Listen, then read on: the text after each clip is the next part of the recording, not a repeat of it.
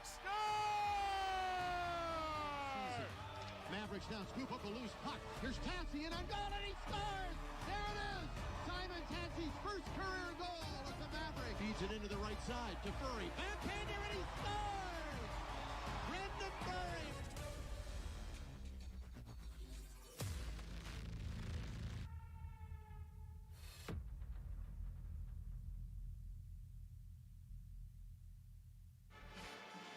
There's one game left to determine the Mason Cup winner and who will claim the automatic berth in the national tournament this year. It's the 2023 CCHA Championship game featuring the regular season champion Minnesota State Mavericks and the fourth-seeded Wildcats of Northern Michigan. That's next here on KEYC Circle and Flow Hockey TV. Good evening, Don Westfall, along with former Maverick defenseman and assistant coach Darren Blue. And Darren, just a little bit to play for here this evening. What a night, right? It's all on the line. We're gonna have a full house. We got Battle of the Bands. It's gonna be an exciting night here in downtown Mankato. Should be a fantastic atmosphere. We're glad you're tuned in for this one as well. We're excited to bring you the broadcast against two of the hottest teams in the country coming into this one. Northern Michigan, their road here to the championship game actually started in the regular season. They're on a string right now as we're looking at their competition in the quarterfinals as they knocked off Bemidji State. Northern Michigan comes into this one. They've won 9 of their past 10 games. They've won their last 7. It started at the end of the regular season, just continued here through the quarterfinals, and then they had to move on to a semifinal contest on the road. They were a big rival, of course, in Michigan Tech, and it was last weekend, Northern Michigan, they got 3 goals about midway through the first period of play to open up a 3-0 lead, and they rode it out to a 4-0 shutout. No doubt. I mean, they've been hot on both ends of the rink, right? They're scoring goals. I think they're one of the top scoring teams in the last 7-8 games of the season, and on the other side of that, they've got a goaltender in Benny Halas that's keeping them out of the net. And like I said, there's not many times you go into Michigan Tech against Blake Piatella and out-goaltend them in their building. The empty net goal that finished things off with about 2 minutes left by Simon Schellberg, and as Darren just talked about, obviously to get to that point, a big effort in the nets that night by Benny Halas, who stopped 44 shots for the shutout win, and he comes in as the current goaltender of the week. You see his numbers in the conference and overall in the season. And again, as far as goaltenders goes, Blake Piatella gets a lot of goaltending honors, but Halas had a pretty good season himself. No doubt. I think the last 7 games he's over 94%, something in that number, and which helps you win a lot of games. It definitely helps your penalty kill and helps you find a way to be successful and gain momentum and do so many different things. So, yeah, he's been a big piece to that 7-game run. Let's hear from his head coach, Grant Patolny. When the year started, this was the kind of team that we hoped we'd have. And for whatever reason, we had some injuries and some stretches where we just, we're probably shooting ourselves in the foot too much. We kind of slid down into a spot where we were in a position to only worry about the process, and whether you won or lost, it didn't really matter to us at that point. And I think that we've come together as a group, and now we're doing things that we were hoping we'd see at the beginning of the year. So as good as the Wildcats have been, the Mavericks have actually been probably a little bit better, especially when you look back to where they were at before the Christmas break. But since Christmas, the Mavericks have ripped off 14 wins, only lost 3 times, 2 of those in overtime. For the Mavericks in the playoffs, it started with a late heroic win here against the Lakers of Lake Superior State. Here's Sandlin's goal with about 1:17 left to give the Mavericks the win on Saturday night and the 2-0 sweep. Mavericks then move into last weekend's play, and there they really played rather well, especially in the second and third period of the game, in taking care of what ended up being a 7-2 win over Ferris State. And Darren, I actually thought for the Mavericks, really one of their better efforts all season, certainly here on the home ice. No doubt. And I think you said it best. Since Christmas, they've been playing playoff hockey. They've been playing for championship. They've been playing for home ice, all those pieces. The league was tight this year, so they've been a lot of these type of games where it's win and move up, and they've done a great job. And last week was another one of those, right? You lose and you're done, right? And it's the same thing we're going to see here between two teams. You win and you move on, or you lose and you're more than likely packing your bags. 7 goals in the games for the Mavericks, so one would have to think that they would claim a lot of honors in the conference when it came to offensive numbers, and indeed you would be correct. There you see the Mavericks with Livingstone, Christian Fitzgerald, and Furry getting the defenseman, rookie, and forward of the week honors in the conference, and the Mavericks, those three players are going to have to play rather well tonight, and they're going to key things up. And the power play that right now comes into this weekend, top-ranked power play unit in the country, right around 29% on the conversion rate. Let's get some thoughts right now from Maverick head coach Mike Hastings. And our group has been battle-tested. These two guys up here have played in some pretty important hockey games this season.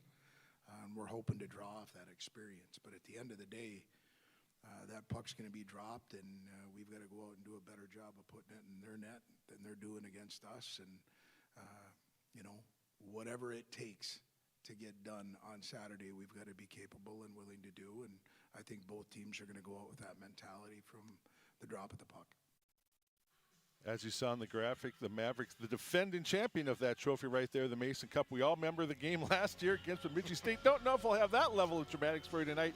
But you know what? These are the top two teams in the preseason poll coming in, and they're going to determine who's going to claim that championship tonight. It's, again, the CCHA title game coming up next on KEYC Circle.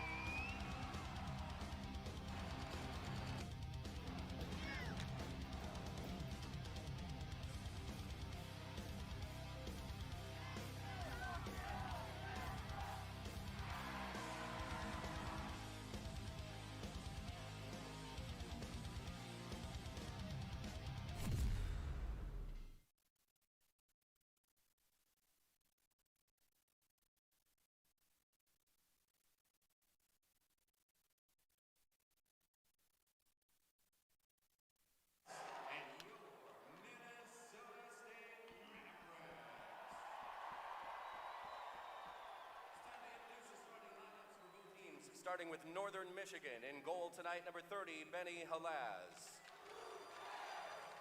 On defense, number 2, Simon Chelberg. At the other defense, number 5, Colby Enns. Starting at center, number 8, Artem Schlein. At left wing, number 16, Christoph Papp. And at right wing, number 9, Joey Larson. The Wildcats are led by head coach Grant Putolny.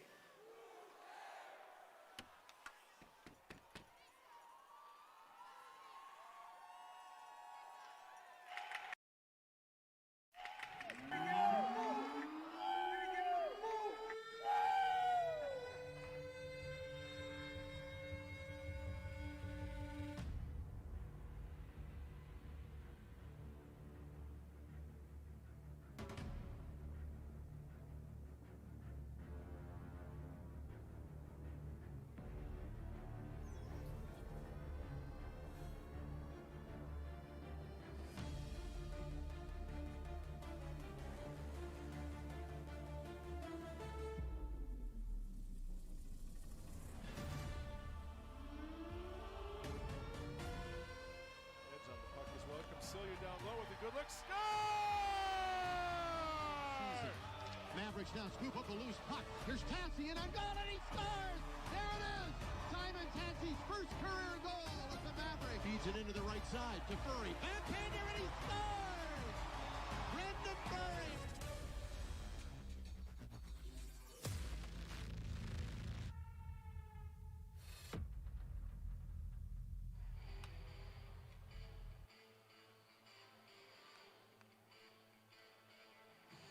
Now the starting lineup for your Minnesota State University Mavericks.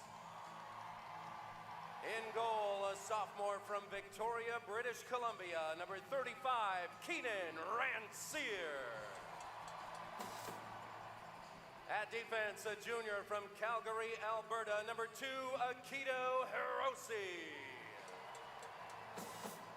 At the other defense, a junior from Creston, British Columbia, number 23, Jake Livingstone.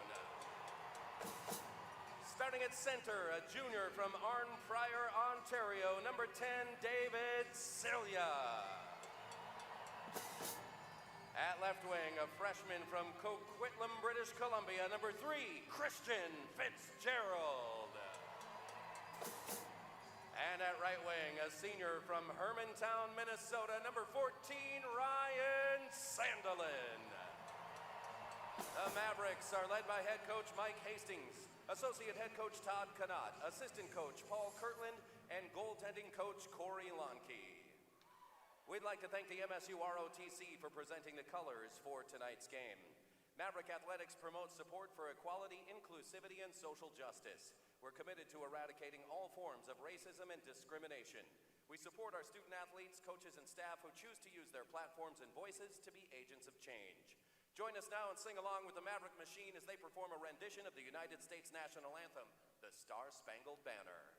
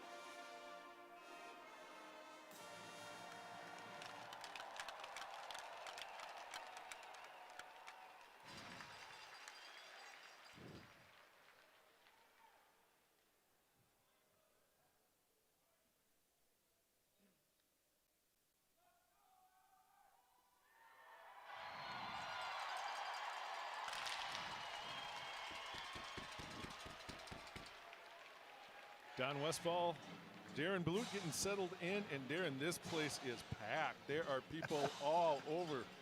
I'm surprised they haven't put anybody up in the rafters yet. That's about the only open seating left. They're heading that way. Wow, there you see Benny Alas in the net.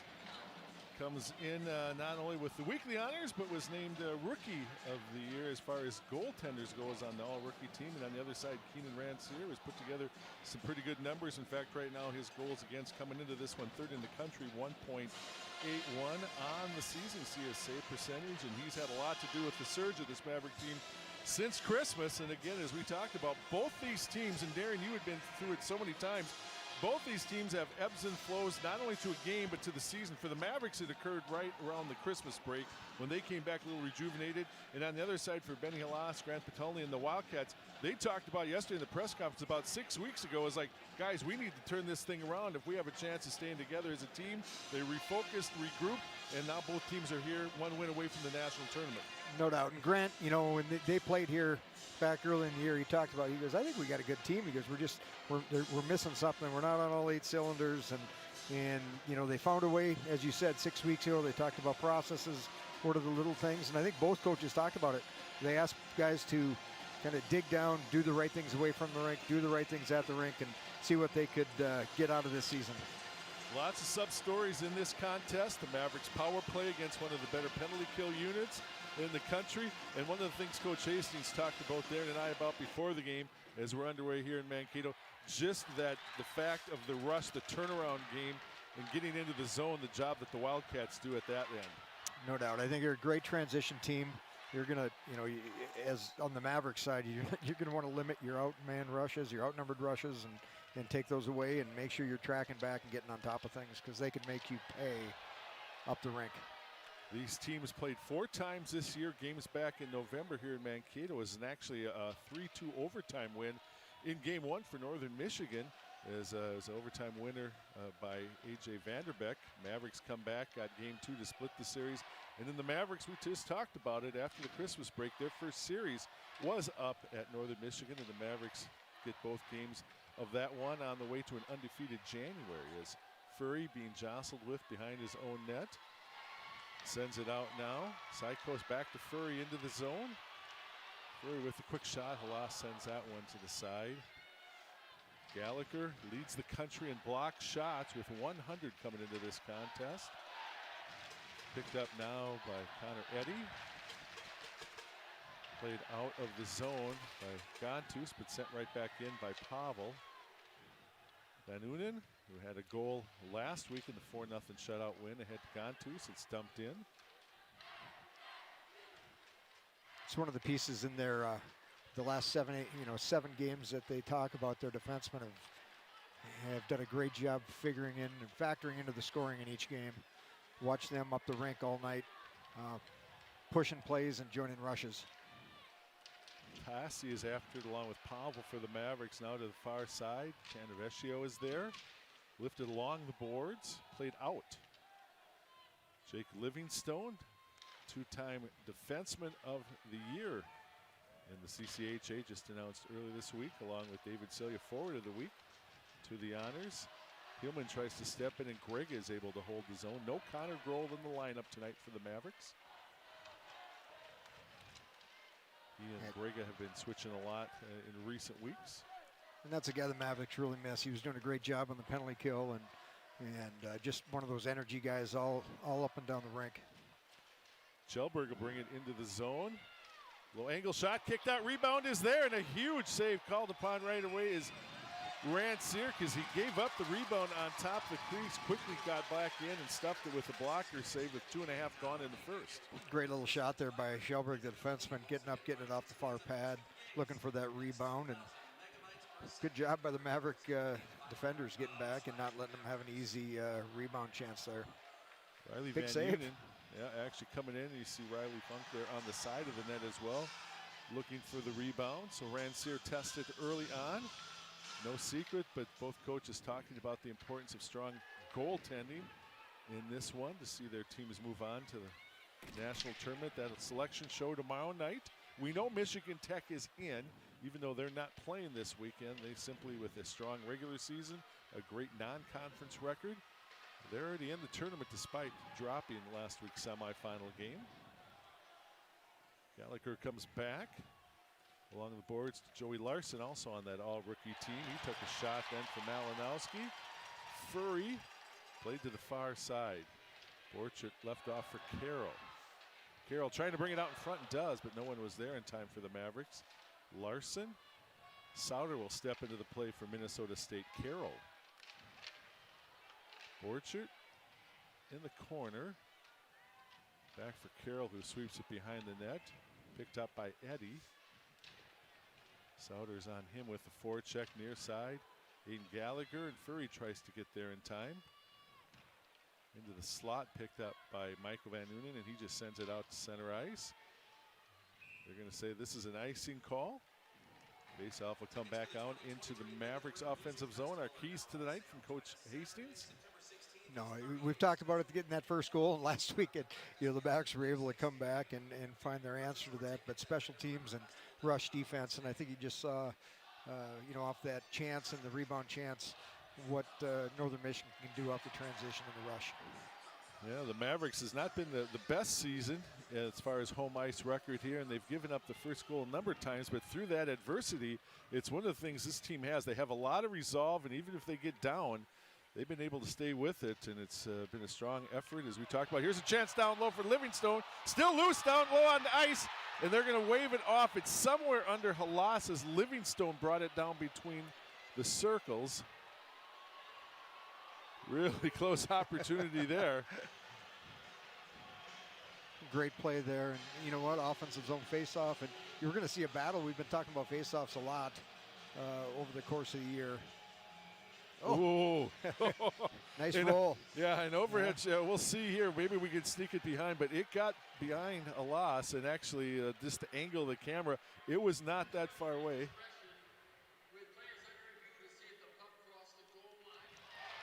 Okay, they're going to check it out. I got a feeling, at least from the initial angle that we saw kind of behind the net, I don't think it got over. The overhead shot, just the angle, doesn't allow us to really see much behind that line. If it's deeper in the net, yeah, but. And as you know, they have numerous camera angles around here, so they'll be looking at it.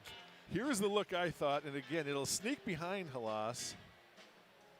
It gets near the line right there, but I just don't think by the time he sat back on it, I think it's going to be stopped before it crossed the line. It's a quick review. Here's the call. At the review, the call on the ice stands. We have no goal.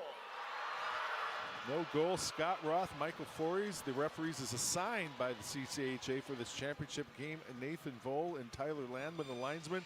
And I think tonight, Darren, especially coming off last year's championship game with Bemidji State, anytime there's a close call, we're quickly going to get the replays involved. We might look at the cameras, there's no doubt.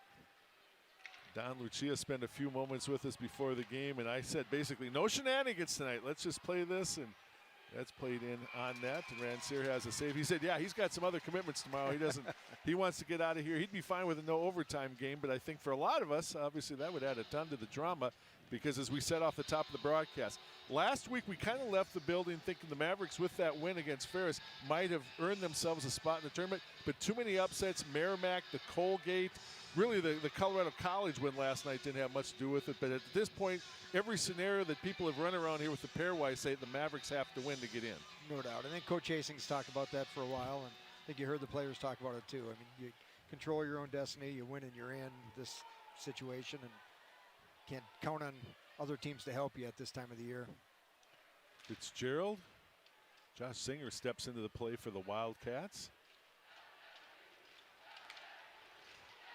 Fitzgerald along the goal line, and it got past Halas again, and he had to get back and reach back with a blocker pad to stop that play. You see the Mavericks getting to that net front, and I think that's, the team that walks out with the most ice bags might be the team on top. You're going to have to take a beating in front of that net to find those rebounds, but that's where the dirty areas, that's where these goals are scored this time of the year. Well, for Coach Hastings, again, in our pregame discussion, he acknowledged the tournament basically has to, it starts today, and you're going to have to earn it tonight. And as you just said, the ice bags and the time down low and the dirty goals that might occur, that's where it's going to be won as Shalane holds the zone. He'll bring it into the corner.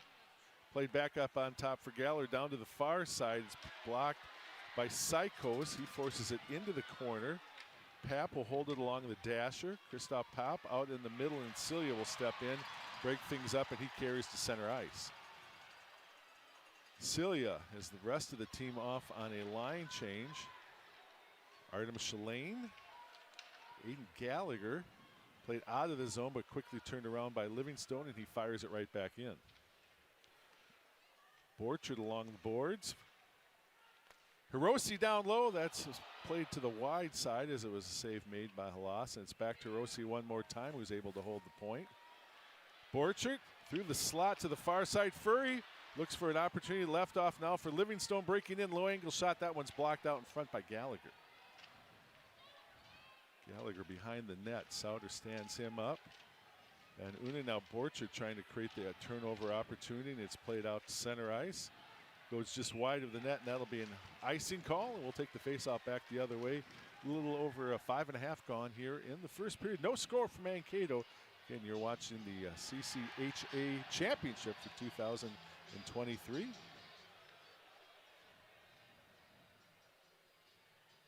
Another icing, again, we talked about earlier, we've talked about face-offs all year. Two of the top face-off teams in the country here. I think Northern Michigan might be number 5, if I remember right. You are correct, yep. And we're going to see a battle there on the dot all weekend, or all night. It's one game, sorry. Yep, Mavericks coming in first in the country, and as Darren said, the Wildcats number 3. Artemis Shalane, one of the better ones on the ice for the Wildcats, and of course Pavel and Cilia along with Furry leading the way for the Mavericks in that statistic. Kranick and Gallagher go into the boards rather hard. Puck possession as Pavel gets tied up by Van Unen on a play, no call. And Darren, I know the fans might want to see some of that if you're a Maverick fan, but both you and I before the game realize in a game of this magnitude, officials, they'll call if it's there, but they really don't want to get too involved with the game. They want these two teams to decide it. No doubt, and it's, you get to that point, and at what time?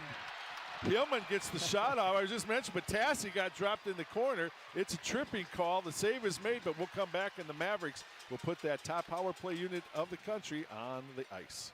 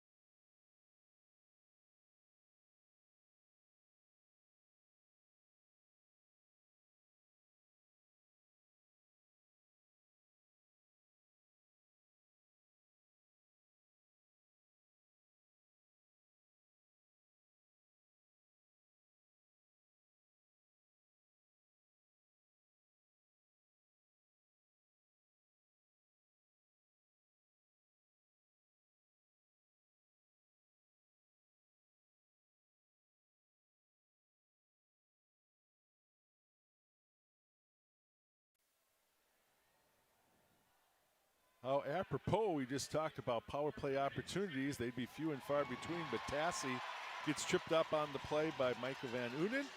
He's off at 6:29, and the Mavericks will go to work on the power play for the first time tonight in the series this year between the two clubs. Mavericks 7 of 17 on the power play. They have been practically lethal in recent weeks. They've scored multiple power play goals in 4 straight games. All total 10 power play tallies in those 4 games for the Mavericks. Fitzgerald along the boards and then played out of the zone. Dump back out for Hiroshi, who'll carry it in the net. Here comes on between the circles. Quick shot. He tried to catch Halas leaning and just missed on the right side.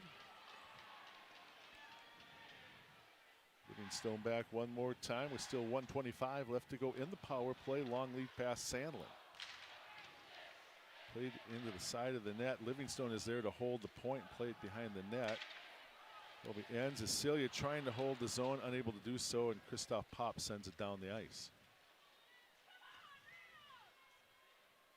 Little chance here for the second unit.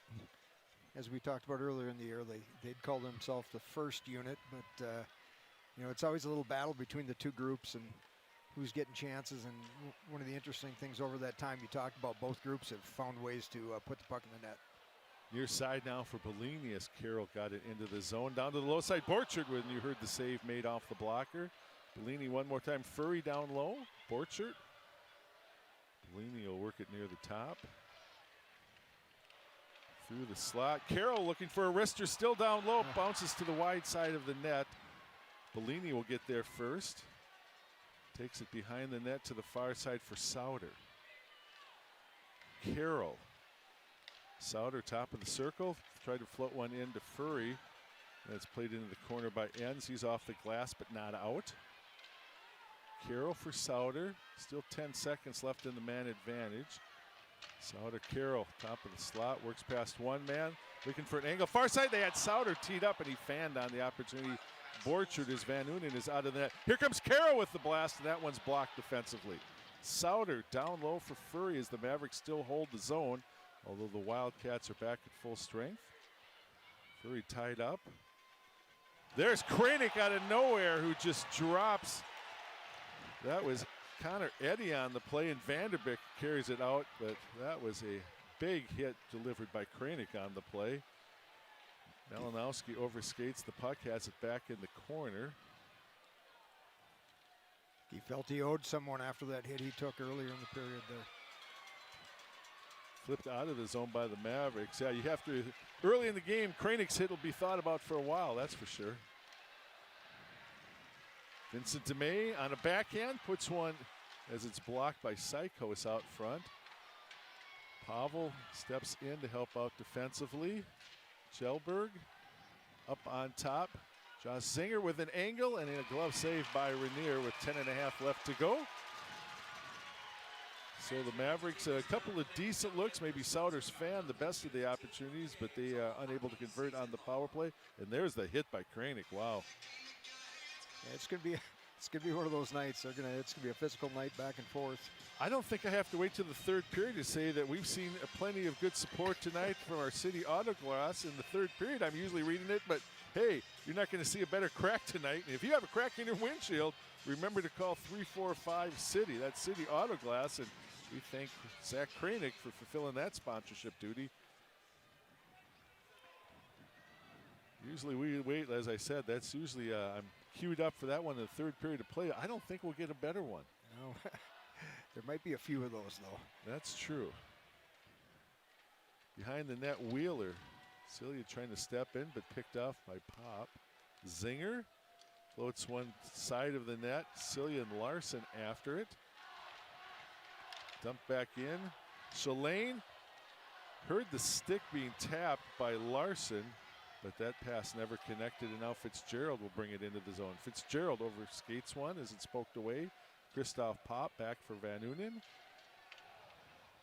Zinger is able to clear, but it's going to go all the way back, a race for the puck, and that'll be an icing call. And we'll take it back the other way and let you know that J. Beal Real Estate Group has proudly served Greater Mankato since 2002 with experts from Mankato to St. Peter, Lake Crystal to Fairmont, and beyond.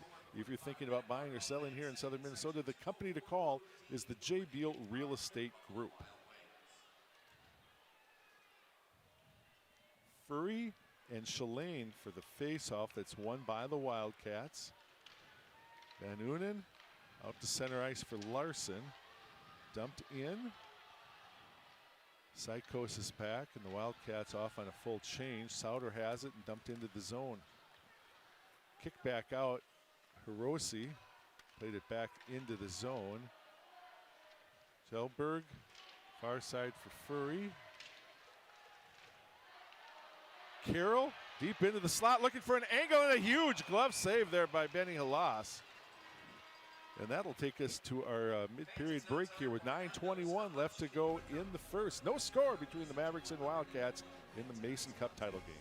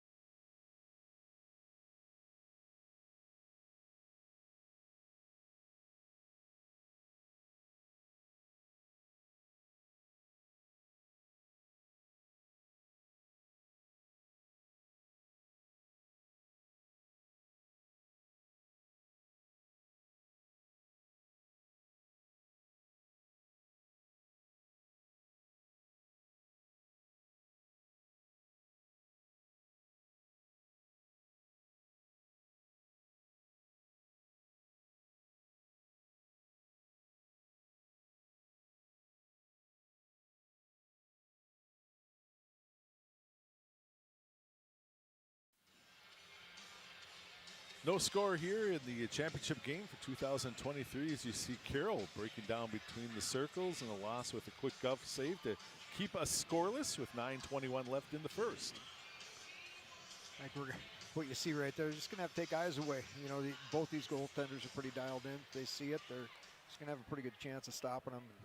That traffic and getting yourself in front of the eyes is probably going to make the difference on a shot like that. Kiefer's able to bring it out to center ice. Dumped in, that would be an offside call, so the Wildcats have to clear, and the Mavericks can regroup with Hiroshi. Shots on goal halfway through the first. 6-5 in favor of the Mavericks. Tassi trying to work around Chelberg on the play. Colby N steps in. A.J. Vanderbeek. Bouncing puck that Pavel right at the line is able to hold Tassi down low. Has Hillman out, and then he was tied up. A great job defensively by Vanderbeek.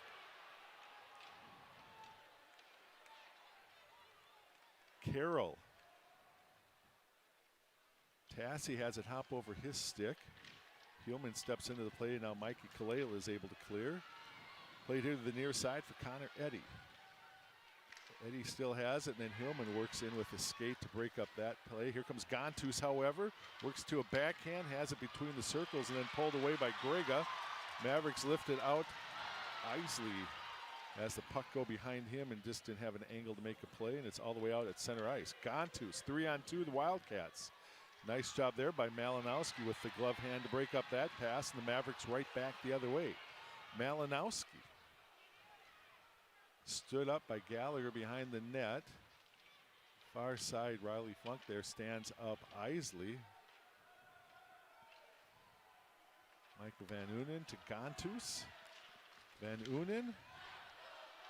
Funk will put one into the corner. Body's starting to fly a little bit here as things have opened up. Now Bellini dumped back into the zone.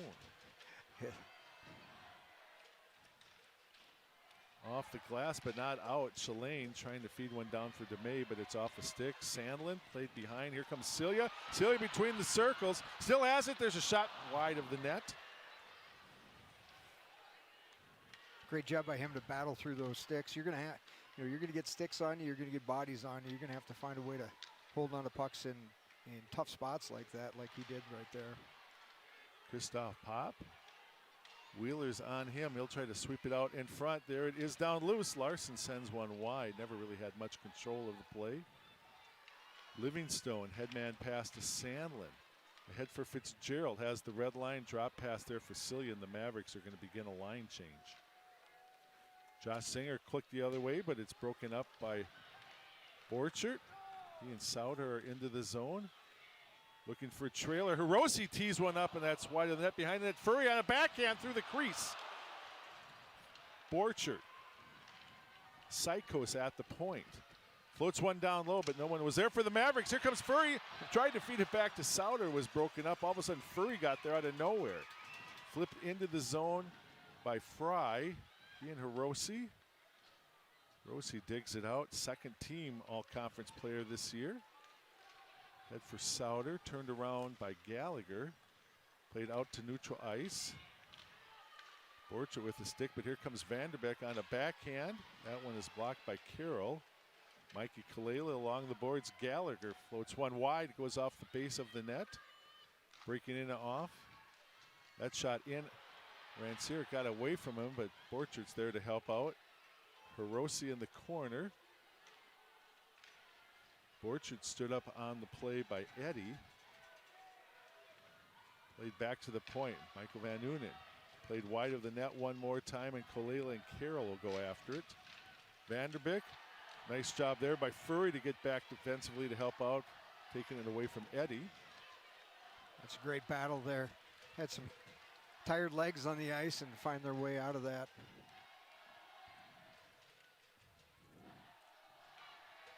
Carroll, very diligent about setting things up.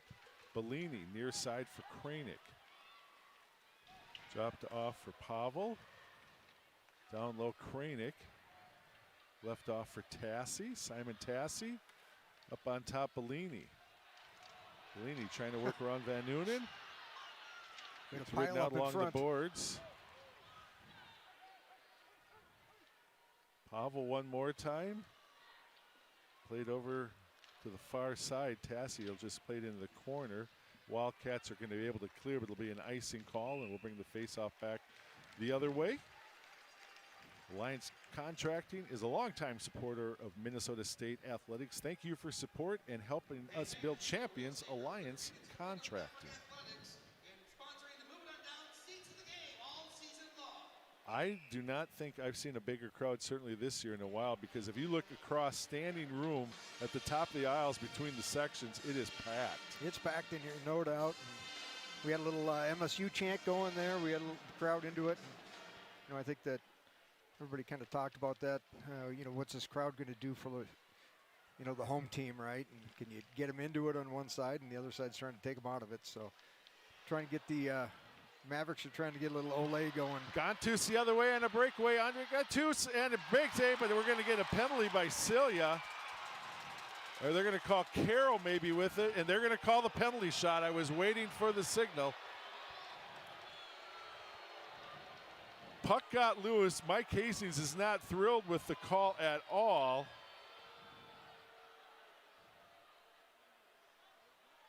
Just see the replay here.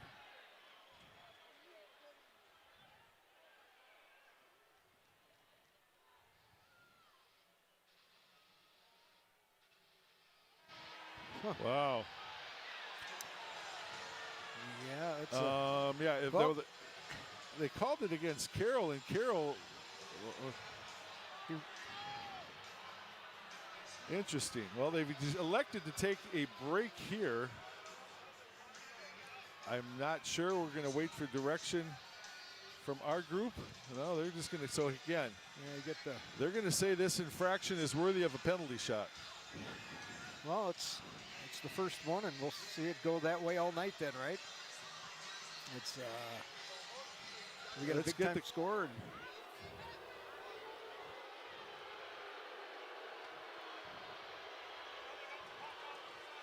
they're going to let Gontus take the shot, obviously, out here. Rancier is back in the net, so first big moment of the contest with 4:04 left.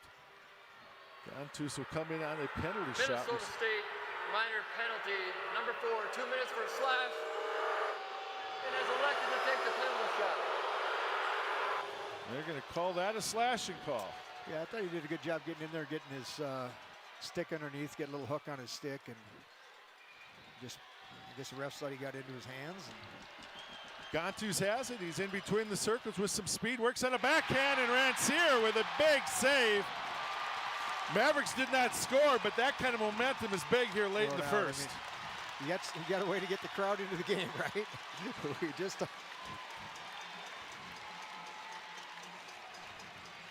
There you see Gontus going the backhand. We had just seen a penalty shot attempted back at the end of the regular season as Tristan Ashbrook for Michigan Tech. He actually scored on Rancier that night. But Rancier with a big save to keep this thing scoreless with 4:04 left to go here in the first. Now, as we talked about next shift, right? Like, can you use that momentum? Can you keep this crowd into it? And what can we do with that big save from Rancier? Minor penalty has been assessed to the Mavericks number 4, Andy Carroll, at 15:56 of the first period. Penalty shot for the Wildcats is no good. Another face-off coming up with Celia and Schilling. Van Unen up on top. Nice job with Celia as they had actually put Schilling kind of double stacked, a couple forwards on top of the circle, and Celia alertly picked up that play and got it out of the zone. Fitzgerald. Livingstone ahead, tipped in by Sandler. Gallagher along the boards for Larson. Played to the far side now. Van Unen carries it in. Kick save is there, and the follow-up floats behind the net, but a couple of big saves here. Obviously the penalty shot, but that was a pretty good save by Rancier. Yeah. And a little bit the same play we saw a couple minutes in with the defenseman leading that rush and finding a kind of a shot pass off the far pad. And Maverick defenders need to be cognizant of that late guy coming up and find those rebounds. So Rancier has come up big for the Mavericks, and there's another penalty coming up against the Wildcats. It's played by, picked up by Sauter. The Mavericks float one in wide as that was tipped by Borchard, and as it's going to be played by Vanderbeek. Penalty will get called on an interference. And we'll take a break as well. Mavericks will come back on their second power play of the night.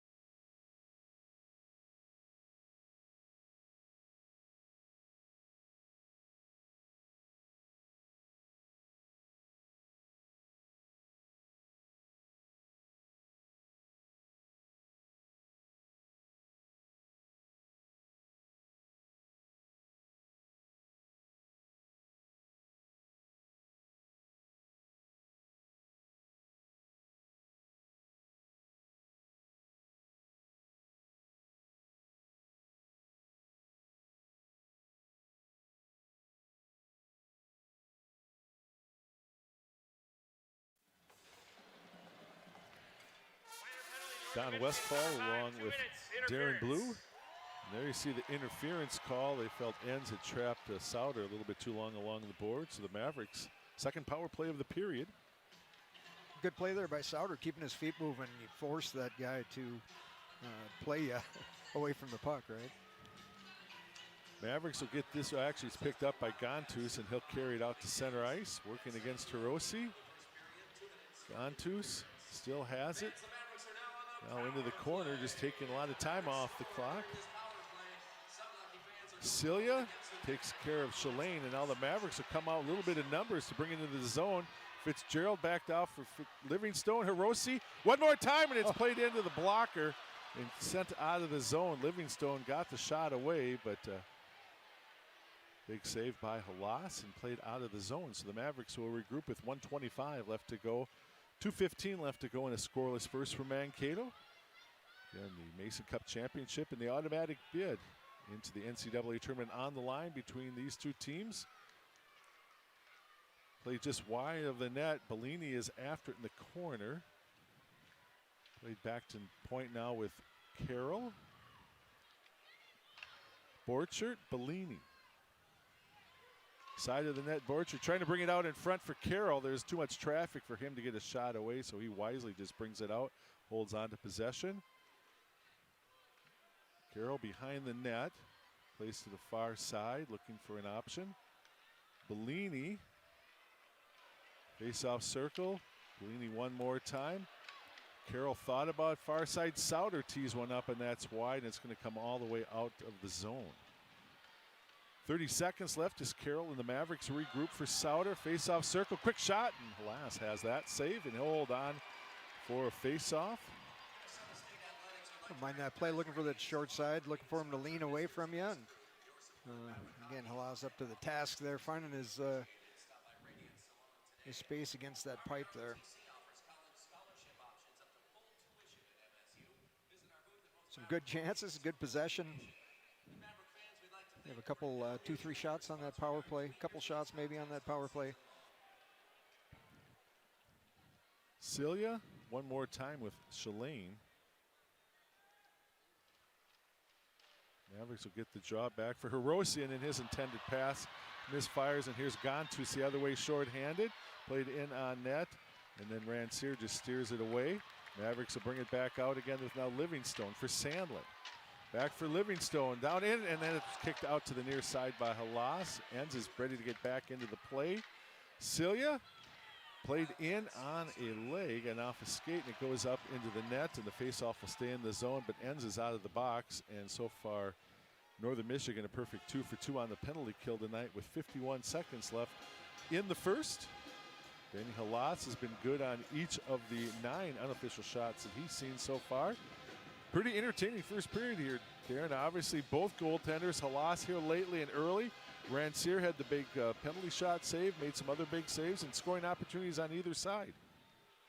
No doubt. It's what a play there by David Celia. The guy just gets a stick on it, and it's going to be those little things and finding your way through all that traffic. And that's going to make the difference here tonight. Pavel and Kranick played behind the net, race for the puck. Tassi will get there ahead of Van Unen, who just tries to poke it out. Gets a little help on the far side as well.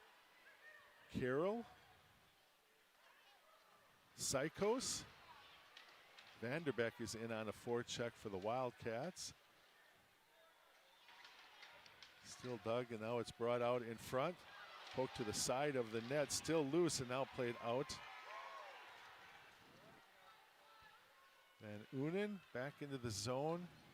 Gallagher with the long lead pass tipped in by Vanderbeek. That'll go all the way into the corner, and that will do it for the first period of play. Unofficially shots on goal, 10-8 for the Mavericks, but no score. And again, the big save, the penalty shot saved by Gontus. And he had the attempt, but Rancière stood strong. And that's why we're still scoreless after one period of play for Mankato. With a reminder that you're watching the Mason Cup CCHA Championship here on KEYC Circle.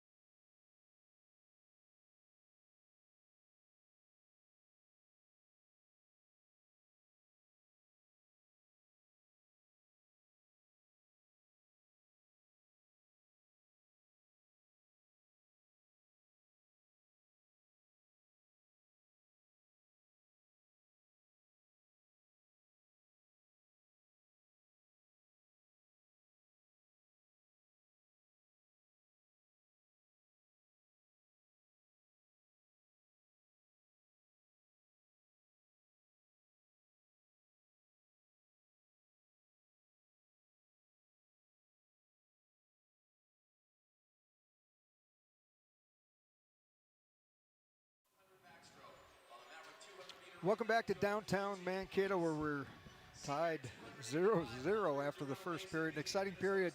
We're joined by Cade Borchard. Cade, exciting first period for the fans up here. Looked a little physical. What'd you feel out there? What'd you see? Yeah, it was a good first period. I thought our feet were moving, but like we know it's not going to be easy. You saw all the games yesterday; they're one-goal games, and we got to be ready for whatever it is. But yeah, I like the way we started. No doubt. Big save by your goaltender there, right? And he's been big for you here second half of the year. What can you say about him and what he's meant to you here? Yeah, he's been unbelievable. I mean, I think you just saw that. I mean, how big this game is. A penalty shot in the first period. I think it was like his fourth shot or fifth shot, and he was right there. And yeah, hopefully that gives him confidence here to keep going. As you head back in the locker room, what do you think coaches, teams, what are you looking for here in the third or second period?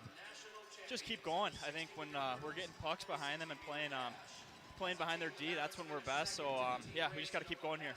We'll let you get back and join your team. Best of luck in the second period throughout the game. Thanks, Bowie. Thanks again for joining us here in downtown Mankato, where the score is tied 0-0. We'll see you after this break.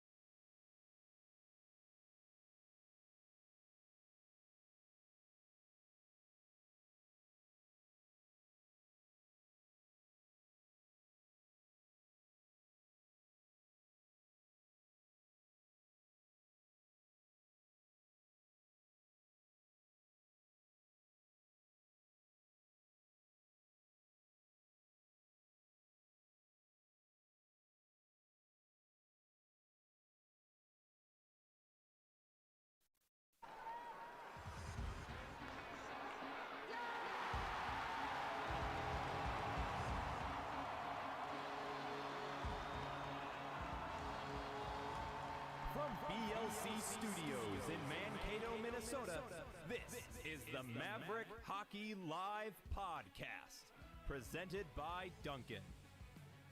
With your host, Shane Frederick. This is the Maverick Hockey Live Podcast, presented by Duncan. I'm Shane Frederick, I'm your host, and joining me this week is Minnesota State senior forward, Lucas Sauter. Hi, Lucas. How are you today? Good. How are you? I'm doing great. Thanks for being here. You're one of those guys where I go senior, and then it kind of, makes me rethink what I just said because I can't believe you're a senior already. I know. It feels like just yesterday I was coming in for summer session with all the Mark Kalis, Parker Toomey, Charlie Gerard, all those seniors. Just looking at those guys when I was a freshman.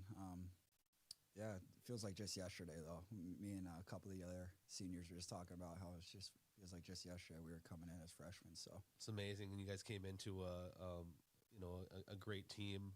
Trying to find ways to fit in on a team that was pretty loaded, right? Oh, stacked. Yeah, stacked. I mean, we got guys that are captains now that were in and out of the lineup. So I mean, right. Yeah, we were a stacked team. I mean, we were talking about it today in the locker room before practice how COVID didn't hit. We would have loved to have seen how far that team would have made it, because it would have been interesting, because I think we were number one in the country all year. Yeah, that year, so. And that's, we're right along. I mean, today as we tape this, it's the 13th, so I think it was the 12th when was it the 12th? Everything shut down, if I recall correctly. So 3 years ago today, when you guys kind of found out your fate. Just coming off that sweep of Alaska Anchorage and getting ready to face Tech, I think. Yep. And then hearing that tournament was canceled, and then just a few hours later that everything was shut down. Just devastating, especially for the seniors. Devastating. Yeah. Yeah, I remember working for the Free Press, going down there to do some interviews, to talk to some guys, and there were guys who just are normally really good talkers, who I had great relationships with, who they just couldn't talk. Yeah. I think I got a couple comments from, if I remember correctly, Parker Toomey and Ian Scheid, who was not the most vocal guy, had some great things to say, but everybody else, I mean, it was just such a tough time. And you're right, I think that team was, you guys have had really good teams the last couple of years, going to 2 Frozen Fours, and but I would have liked to have seen that team in the NCAA tournament. It would have been interesting. Yeah. But we'll keep talking about that year, real quick before we move on to this past weekend and looking ahead. But obviously, you talked about that stacked team, and you certainly found a way to play regularly for that group, and had a great season, 31 points. You were WCHA Rookie of the Year, played in 31 games, and was, and kind of came in the shadow a little bit of your fellow Floridian Nathan Smith, draft pick who all eyes were on. He had a really good year as well, and certainly a great 3-year career at Minnesota State. But just were on kind of a roll that season. What do you think what was the secret to your success that first year, and what was that like? I mean, it was incredible. Something that I'll never forget ever in my life. But I mean, some people forget who I was playing with.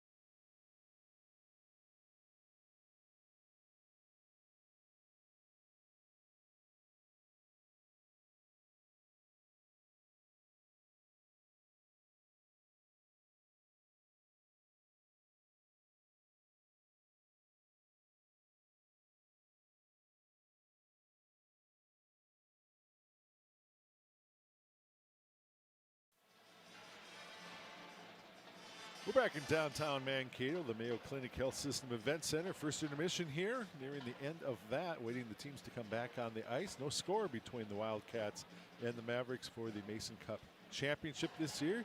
See the Mavericks earlier this week with some players being honored by the CCHA. David Celia this year being named the Forward of the Year, an award that last year teammate Nathan Smith had. Jake Livingstone for the second consecutive year named Defenseman of the Year in the conference. And so obviously both of those guys also first team award winners for the CCHA. A second team award going this year to Akito Hiroshi. And there you see their respective numbers. So a trio of Mavericks there with some postseason honors, well deserved. And again, obviously all three of those guys playing big roles for the Mavericks here in the second half of the season on their surge to get to this point of the year, claiming the regular season championship, getting out of the first round of the playoffs for the 11th straight year. And again, here tonight, a couple periods away yet from being determined, but the Mavericks still in a fight to keep their postseason going as far as an opportunity to win the automatic berth into the NCAA tournament. Again, those announcements made tomorrow night as far as the 16 teams playing in the national tournament. And as we've told you a couple times during the broadcast, pretty much been decided for these two teams. They're going to have to win to move on. Loser, their season is certainly done for Northern Michigan, probably for MSU as well. We'll come back with second period action for Mankato. No score in the title game.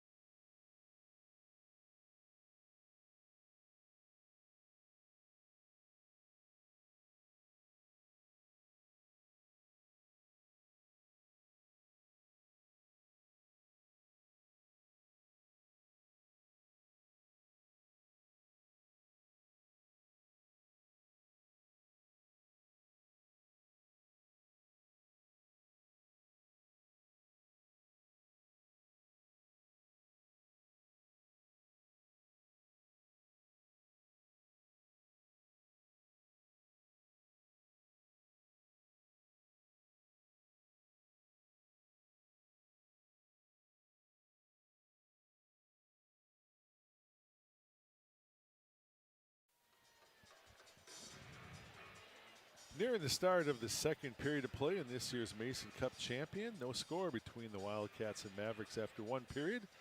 Former Maverick assistant coach and defenseman Darren Blue with me. And Don Westfall here, waiting the teams to arrive back on the ice.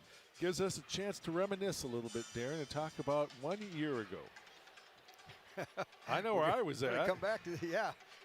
That's the game. That's the goal that we thought was the game winner by Josh Grohl. And pictures were taken, champions were awarded, and all of a sudden, oops. That's when I was walking out of the building getting text messages from friends in Bemidji saying, that didn't go in. That one did. Jack McNeely came back after almost an hour delay, and the decision was made by the conference hierarchy that no, we can't let that goal, that was a non-goal by Grohl, stand. And so they brought the teams back on about 5 minutes after play resumed. Jack McNeely walked down the slot, took a pass from Nathan Smith, and the Mavericks were able to drop another banner and move on to the national tournament that saw them basically outside of one period of play do it all. They took a 1-0 lead in against Denver in that national championship game, and unfortunately it got away from them, and the Mavericks would dearly love to get back to that national tournament again. So far, Keenan Ranciere, you saw in the net warming up, did the job on a penalty shot. That was really the biggest highlight of the first period of play, as with about 4:04 left to go in the first, Andre Gantus got dropped on a little bit of a breakaway going in between a couple defensemen, and they called Carroll with the slash, awarded a penalty shot, and Keenan Ranciere came up with the save. And we are scoreless entering the second period of play. And they're mentioning also Jack McNeely. Need to thank him for his help this year with our broadcast here on the Maverick Hockey Weekend. KEYC Circle and Flow Hockey TV. He's helped out along with Andy Hedlund, Eric Means, and Darren Blue. 4 defensemen. I just realized, looking at the stats, like 4 defensemen helped out with the broadcast. Doesn't say much for your forward group. And goalies, they're just a different group anyway, aren't they, Darren? We love our goalies. We love those guys. Wow. Anybody will stand in front of that puck. I'll never hear the end of this as Shalane's shot is wide. 4 defensemen helping out from the broadcast this year. And we thank all of them for their contributions to the broadcast in Maverick Hockey. And hopefully Coach Blue has a couple goals in him yet here tonight, and the Mavericks can pull this one out, but a strong effort as Van Unen comes back into the play. Here's a break the other way. Van Unen along with Carroll. Follow up, and right there is a save by Ranciere from the shot off Connor Eddy. We have a couple guys get tied up in the, I would say, the Mavericks defensive end, and comes back, and a little turnover leads to a good chance. There's a shot by Eddy. Speaking of one Darren Blue, we need to thank ISG, a long-standing teammate of Maverick Hockey and MSU, proud to design spaces where champions are made. They currently lay claim to the talents of one Darren Blue, and we thank them for their assistance with the Maverick Hockey broadcast this season, and really their support for many, many years of Maverick athletics. Face-off won by the Mavericks. 13-3 face-off wins for the Mavericks. Did not expect that level of disparity for the Mavericks in the face-off circle. Not at all. Big period for him. And that's, we talked about possession. Possession leads to chances, or chances, sometimes power plays, right? And the Mavericks were able to get a couple, but weren't able to convert on those in that first period. We'll do it one more time after the icing call from the Mavericks. We like Maverick fans, young and old.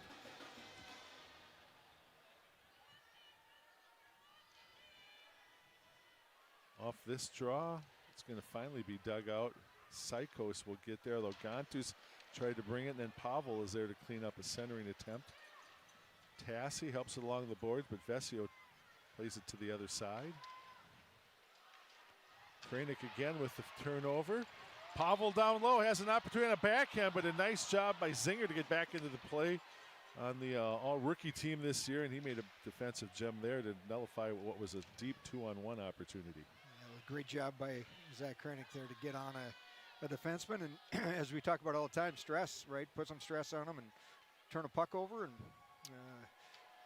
Zinger makes a great play to break it up. Tipped into the zone.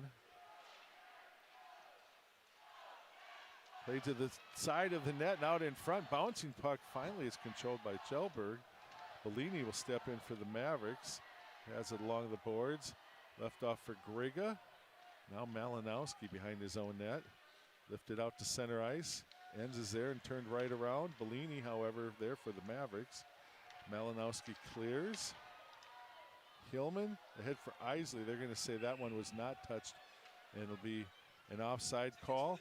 Apparently they stopped selling standing room only tickets tonight. That's what I heard during the first intermission. So we would anticipate somewhere over 5,000 tonight, but they actually stopped selling standing room only tickets. Oh, I didn't know they were selling them tonight. I thought they were. I thought the standing room was sold out a few days ago too. Yeah, might have. It was the earliest sellout that they've recorded here in the building, and there's been some pretty big games in this one. No, you look at all the the aisles, kind of in the corners and some of those areas. You got people standing and watching, and they've been treated to a good one so far. Malinowski chipped away. DeMay at the point will hold. Played here to the near side. Van Unen has it. Will work behind his net. Brought out in front. DeMay on a backhand, but a nice job by Celia to work back into the play defensively. Gets it to the red line. Dumped into the corner. Still has it there. Looking for some players breaking in now. Livingstone. Feather down low. There's an opportunity, but got away from Sandlin as Fitzgerald had the initial tip attempt. Celia gets dropped, and he took a heavy hit, lost a glove, both gloves and his stick on the play. He got up a little wobbly on the play as well as the hits continue, and then it's played through some traffic, and Celia is going right back. He got up a little groggy, and he's getting some assistance walking back to the locker room. Yeah, that was right across, and looked like he got him. Yeah, that was Might have Van got him Unen right in on the the- hit there. Mike Hastings, they see it on the replay, and I think they'd like something with contact to the head. And I doubt that they're going to, I don't know if this is something that's going to be reviewable or not. Hastings is not enamored with it, but again, he got up but left the sticks, or his stick and both gloves on the ice, and just the way he got up, it seemed a little bit awkward. So I don't. Yeah, it looked like he, coming across. I don't think it was intentional, but it looks like he might have got a shoulder right on the chin there. Wheeler. Orchard. Shalane played in, and Rancière has that save. It's big. Borchert the other way. Here comes Souter. Mavericks 4-on-3 down low. There's Borchert, and a huge save on a one-timer as Borchert had a great look. Livingstone down low. Borchert steers that one aside. Souter, Borchert one more time. Up on top, Psychos, near side for Livingstone. Feather down on a pass for Souter. It's played back to the point, but Livingstone had moved closer to the slot on the play. Borchert chips it in. What a play by Souter, and Borchert there keeping his feet moving. Getting around that defenseman. Great save, right? All around. Great pass, great shot, great save. Icing call on the play, and here's that great look as Borchert in at one time, but Halas had the huge save on that one. So the saves continue on both sides from the goaltenders. Obviously in the championship game, they've played well to get their teams to this point, and it's continued here over the first 25 minutes of the contest. Pavel gets the draw. Hiroshi off leg of a defender out in front. That was Gontus. Isley, Kranick looking for it. Played out to center ice, but Kranick will quickly turn things around. Colby ends back for the Wildcats. Pavel had stepped in. Now Kranick again with Eddie. Pavel from behind the net. Andre Pavel, low angle shot. That one got blocked out in front, up into the netting. And we'll take the face-off still in the Mankato offensive zone with 4.5 gone here in the second. Good little face-off there with Hiroshi, and exchanging up top, creating that confusion on those defenders. Keep, if you're winning draws 13-3, it's how do you take advantage of those wins, and they're looking for some different plays off that to get pucks to the net. Isley will now step in because Cillian, his departure means there goes one of your better face-off guys. Better face-off guys and all around better players, right? Playing in all situations. So it'll be big for Mavericks here. You lose that guy, you lose a leader on your bench. See how he's doing. Hopefully things are well for him, and how do the Mavericks respond? Yeah, I just talked about his honor as forward of the year in the CCHA. Fry with some traffic, it's shot wide to the far side. Zinger will hold.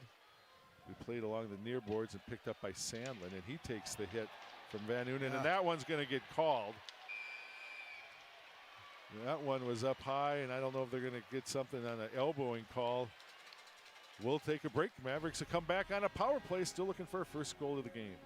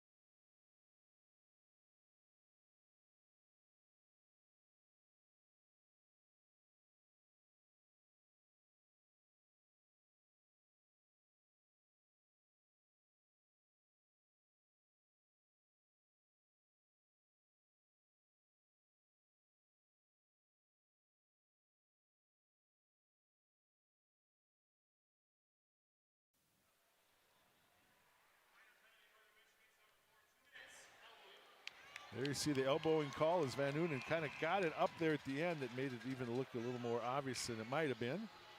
Mavericks need to find a way to convert. We talked about this right off the top with the top power play unit in the country. But again, Celia's absence noted here. He's second in the conference. Great to see him back on the ice. Sandlin back down low. Celia has it. Still loose. Celia trying to find some room to work. Brought to the other side. Here comes Fitzgerald with an angle. Still loose. Played down to the side of the net and fired down the ice. Loss is on his mark. He's out on top of the crease. There's just nothing to shoot for there for Christian Fitzgerald. Furry flips it into the zone. He's after it in the corners. The Mavericks will get things set up. Sauter holds it with the skate. Orchard up on top, Bellini. Carroll. Sauter for Carroll. Down along the goal line, Furry. He brought back up. In the slot, still has it down low. Tried to get a couple of shots off and fanned on both attempts, and it's sent down the ice with 45 seconds left to go in the power play. Really loved the movement of this group last week, and you can see him again rotating up top. You got Carroll, Bellini, Sauter, and Furry. Sometimes you start rotating a little too much, right? And you got to get that puck to the net and create those scrambles for the other team as well. Livingstone.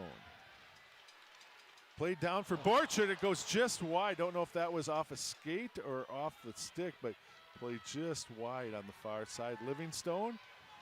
Out in front, there's Furry. Scramble for the puck. Antus tried to get there, but Borchard has it. Out in front, Furry gets his stick lifted and it's played out of the zone. And Van Noonen is back up. And the Mavericks probably, as there goes, Livingstone dropped on the ice. Gantus back to work. Played into the corner with Riley Funk, who stood up by Hiroshi. Wildcats, perfect 3 for 3 tonight on the power play. Here comes Sizen Tassi. Played out in front. Kranick was trying to hold his spot right to the side of the net to tap it in. Kranick. Played into the near corner. Psycho steps into the play for Minnesota State. Tassi. Kranick. Psycho's through some traffic. It got blocked. Actually, Pavel has it. Pavel, another shot through traffic. Kranick has it. There's a puck on the side. Tassi couldn't get there. Mavericks hold the zone. Malinowski fires one wide of the net. To the side of the net, it pops off the boards. And Riley Funk picks things up, and he'll carry. And then he takes the hit from Hillman as he brought it out to center ice. Pavel steers it into the zone. Hillman, Van Oonen into the corner. Grega's after it along Gallagher. Grega trying to use the skates to hold the zone. Isley steps in, but brought out now by Vanderbeek, but played back in by Malinowski. Great play by Tony Malinowski right there. Isley. Hillman along the boards can't hold, and Fry brings it out. Race for the puck that Carroll will get there first. Flipped out of the zone.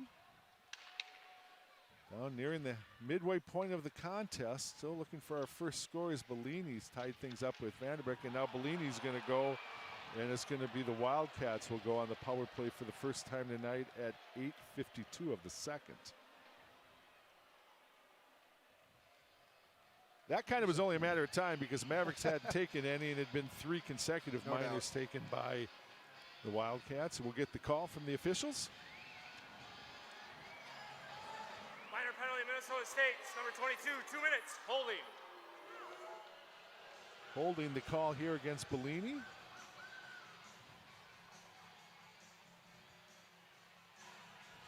Yeah, you knew when it was coming. Well, yeah, I guess we should say the penalty on Carroll would have been a minor. They elect to take the penalty shot, so it's the second penalty the Mavericks have taken tonight, but they'll be free of the first power play opportunity. And you know what? That all stemmed off a great transition from their defenseman to hit that weak side guy and force Steve to, a little bit come from behind and got to stick around him. And once you get wrapped up like that, the forward keeps their feet moving, goes down, you're going to get that hold. Gantus tries to play it to the far side off the faceoff, and Rancière has to make a big save. As that was Christoph Popp pretty deep into the face-off circle with the shot. Shots on goal unofficially right now 14-12. As we're about a minute away from the 30-minute mark of the contest. Mavericks up by 2 in that statistic. Pavel and Shalane yet one more time in the face-off. Officials readjust things for the draw. This one will be dug out by Wheeler, then along the boards, chipped. Livingstone gets there, and he'll bring it out to center ice. Gets it to the red line, over for Pavel. Pavel trying to work around Zinger on the play. Artem Shalane near side for Pap, and then a nice job by Celia there, using his skate to break it up, and then fired down the ice by Livingstone.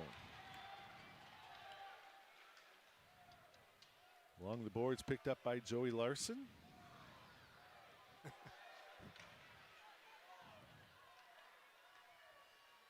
Gontus on the far side with Singer.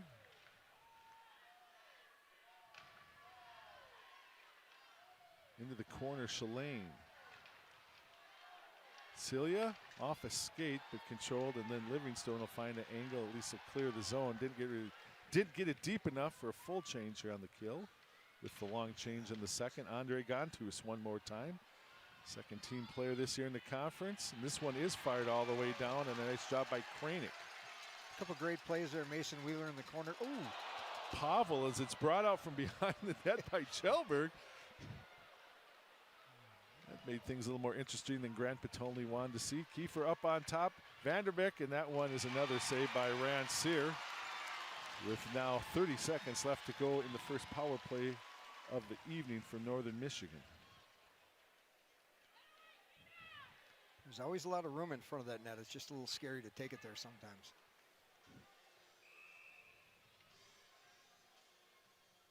Kiefer will step in for this face-off. As Celia is in for the draw.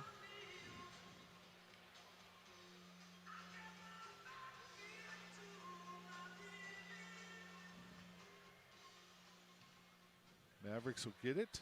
Sykos will clear it all the way down the ice. Souders after it, and he'll get there first to win the race.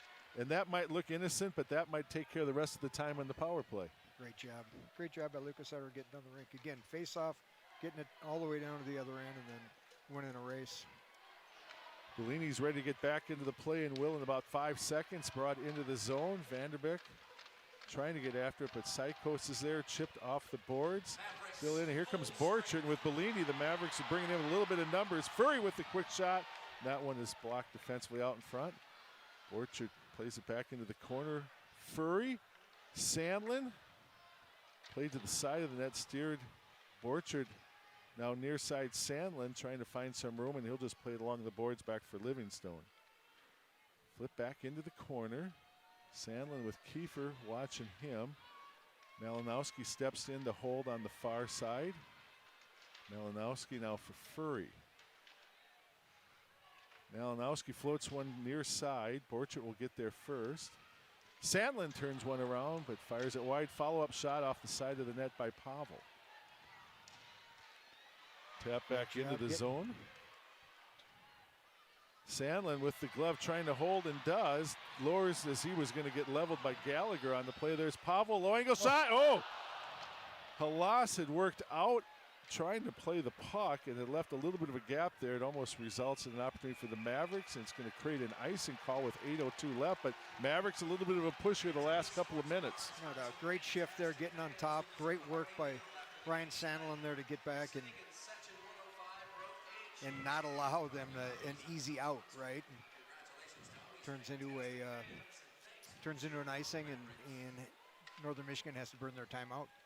Willie the Wildcat right there. Good contingency showing up, including the pep band from Northern Michigan to create a good atmosphere in the crowd this evening. And as Darren just said, Wildcats elect to take their timeout. Tight game, 14-13 shots on goal, no scores. We're again in the championship game for 2023. Mavericks looking to defend the Mason Cup championship and win themselves a berth into this year's tournament. And there's a guy who knows a little bit about national tournaments himself, Grant Petone.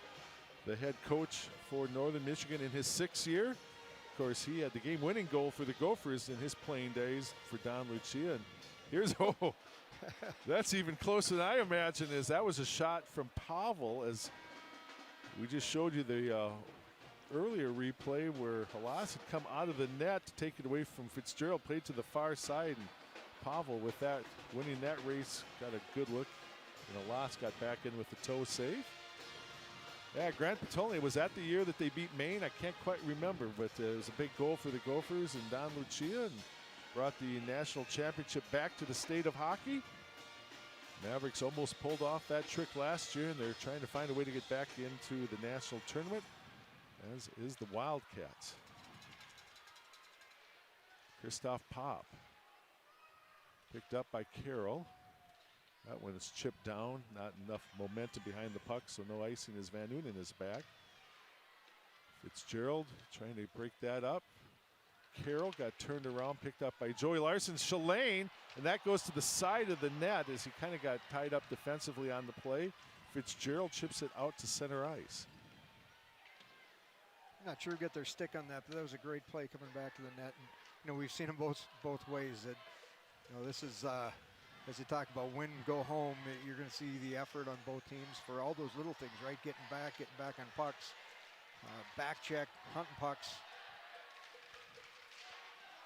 Along the boards, Isley gets there along with Livingstone. Yeah, everything that we expected tonight's game would be. Not a lot of open ice necessarily. Good goaltending. A few scoring opportunities either way, but not a lot of shots on goal necessarily, and hence we're still scoreless deep into the second period as Isley chips it in. Colby Enns is back. Now Grega steps into the play. Forces it to the far side. Gontus will get there first and work it past. Micah Kalala drives one into the zone. Will Hillman. Hillman gets it to the red line, but is unable to get it into the zone. Here comes the Wildcats, but a nice job there by Livingstone to chip it away before it could turn into an opportunity for Northern Michigan. Hillman will dump one in, and the Mavericks will begin a change. And that one is played out of play. And we're going to take a face-off, and we think we're going to bring it back into the Maverick offensive zone. And we can let you know that JBL Real Estate Group, proudly serving Greater Mankato since 2002, with experts from Mankato to St. Peter, Lake Crystal to Fairmont and beyond. Thinking about buying or selling, the company to call is the JBL Real Estate Group. So the Mavericks get a change, and they bring Furry out for the face-off. Souter will pick things up, carried into the corner. Furry, low angle shot to the side of the net, now forced behind by Kiefer off the rebound. Fry lost the puck. Furry has it. Bellini, Malinowski in on net, and Halas with the glove save. And that'll bring us to a TV timeout with 5:48 left to go as you're watching the 2023 championship here on KYC.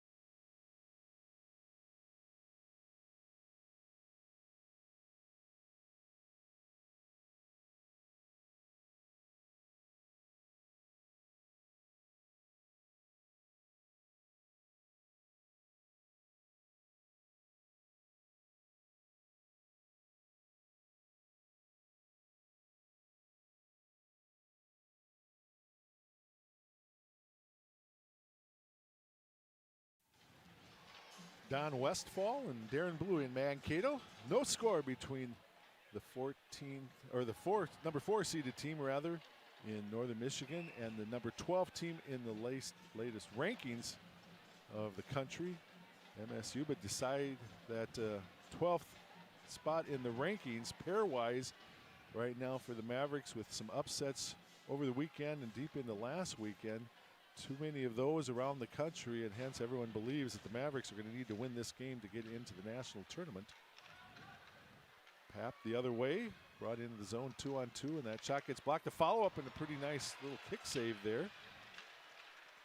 Played wide of the net off that rebound. Pap sends it back into the zone, but the Mavericks will pick it up with Livingstone, and numbers the other way. Andre Pavel down low. Livingstone was tied up by Van Unen on the play. Tassi has it in the corner. Simon Tassi trying to feed one back. He gets tripped up on the play. Gontus has it, played over to the far side, and then Pavel with that long reach, able to hold the zone. Pavel trying to bring it out from behind the net, working hard against 3 defenders. Now finally Christoph Pop will carry for the Wildcats. Strong shift there by Andre.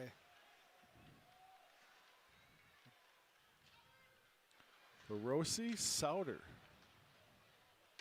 Lass, Colby ends to the far side. Sauter trying to pull it away, but then Enns gets back into the play defensively. DeMay in for the Wildcats. Played back to the point for Carroll. Near side Psychos floats one down low, and Lass will take the rebound, or take care of any rebound as he'll just hold on to it. And he'll take a face-off. We'll take another break with 4.5 left to go in the second period for Mankato.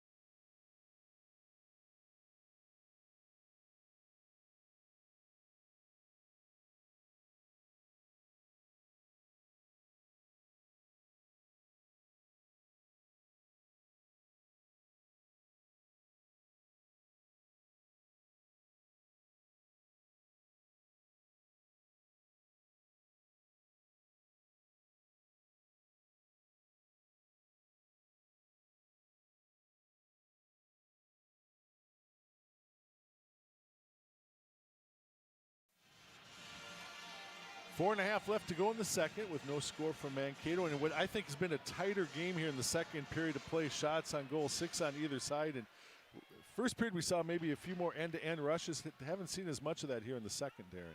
No, it's going to, I mean, this time of year it's always going to tighten up. And, you know, getting behind guys is never easy. And you're going to see, you know, all-out effort up and down the rink out of both teams here for the last 25 minutes. Well, Mike Hastings said before the game, you're going to have to earn it tonight, and that indeed has been the case. It's down low. There's Gontus, still at the side of the net, and then a nice job by Furry to get in and at least force Gontus behind the goal line. This one's flipped up out of play, but a dangerous opportunity there for the Wildcats late in the second. Interesting. It had a few guys screening. I think the ref, kind of an odd where the bounce of that puck went to.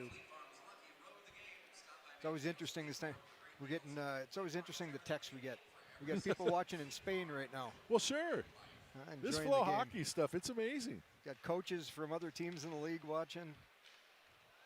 Played to the side of the net, and Carroll tries to chip away, and now it's played into the Wildcat bench, and so the face-off will stay, I think, probably in the zone, or they're going to bring it out actually to the face-off. Grant Patolny says he wants it in the offensive zone, but the linesman said it should come out in front of the bench, out in neutral ice area. And the Wildcats and Patolny are going to win that argument. He's going to stay in the Maverick zone defensively.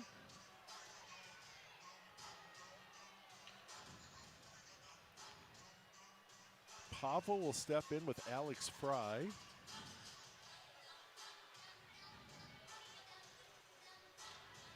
Mavericks get the face-off, and Sandlin will carry it out to center ice.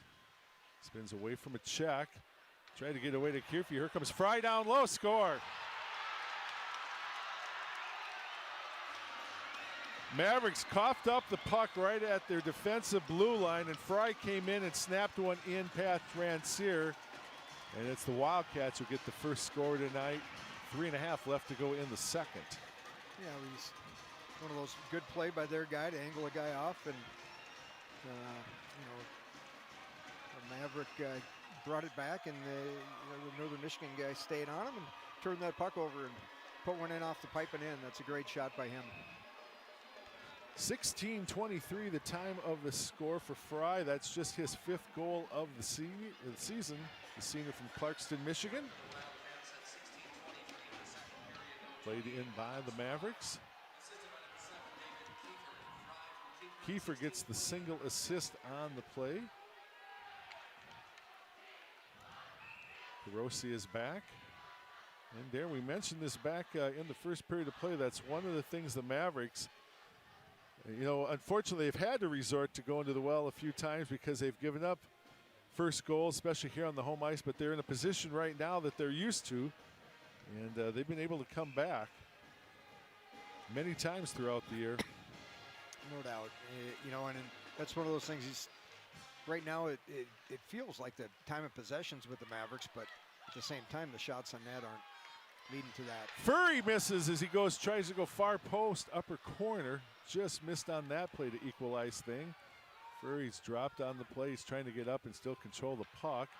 Malinowski tees one up. Got blocked by traffic out in front. Furry. Mavericks again trying to counter with the goal here. Sauter in the corner. Using a skate to try to tie things up. And now Gallagher will pick things up behind his own net. Played out for Pop. Into the zone. Mavericks will pick things up with Furry, now Bellini.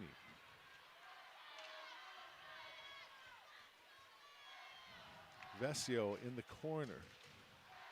Turnover here for the Mavericks as Pavel steps into the play. Riley Funk will carry out to center ice with Fitzgerald on him. Carroll is back. Pavel picks things up. Turned around by Chelberg, but now carried in. Here comes Sandlin if he can get it back.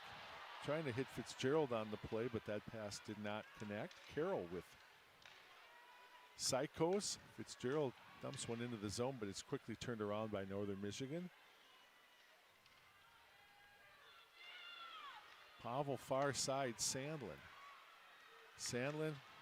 Fitzgerald fakes the shot, looks for a player down low, and then Pavel looking for a rebound, but Halas comes up with yet another big save and kicks it into the corner. Good little play there by Fitzgerald, kind of the fake shot and look for the backside. And Pavs was there, and goalie made a good job getting there and made a good play getting out in front of a stick. Played to the far side. Vincent DeMay will take it from around the net, and that's Livingstone with the stick to break it up. Sandlin will carry the other way. Sandlin at the line gets turned around. Eddie left off for Kalela. Kalela with the shot, and Rancier will hold on for that save and a face-off with 1:07 left to go in the second. And if you missed it a few moments ago, Alex Fry got the first goal of the game here. 16:23. Kiefer the lone assist to give the Wildcats the 1-0 lead.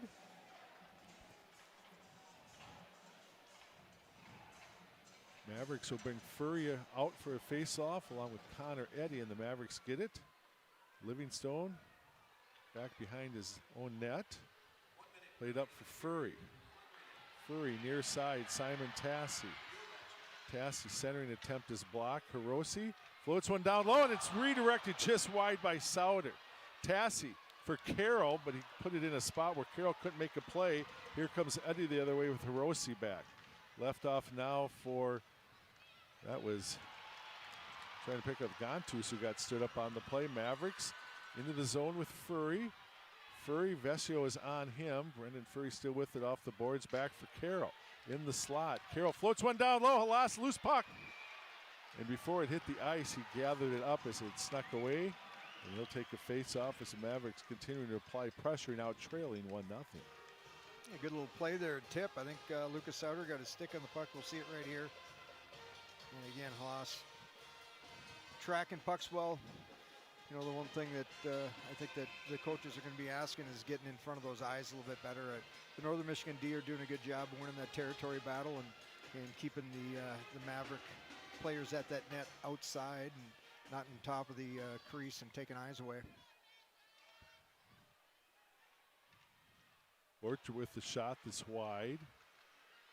Carroll bouncing puck, first down low. And then Papp steers it away. Still loose now here on the near side. Papp will pick it up. Still brought in the zone, however.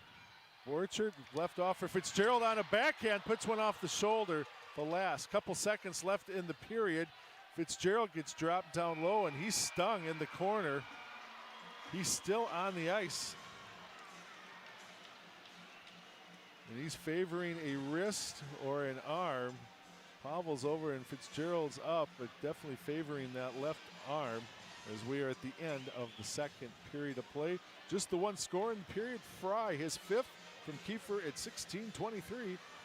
And after the second period is done, it's the Wildcats on top, 1-0.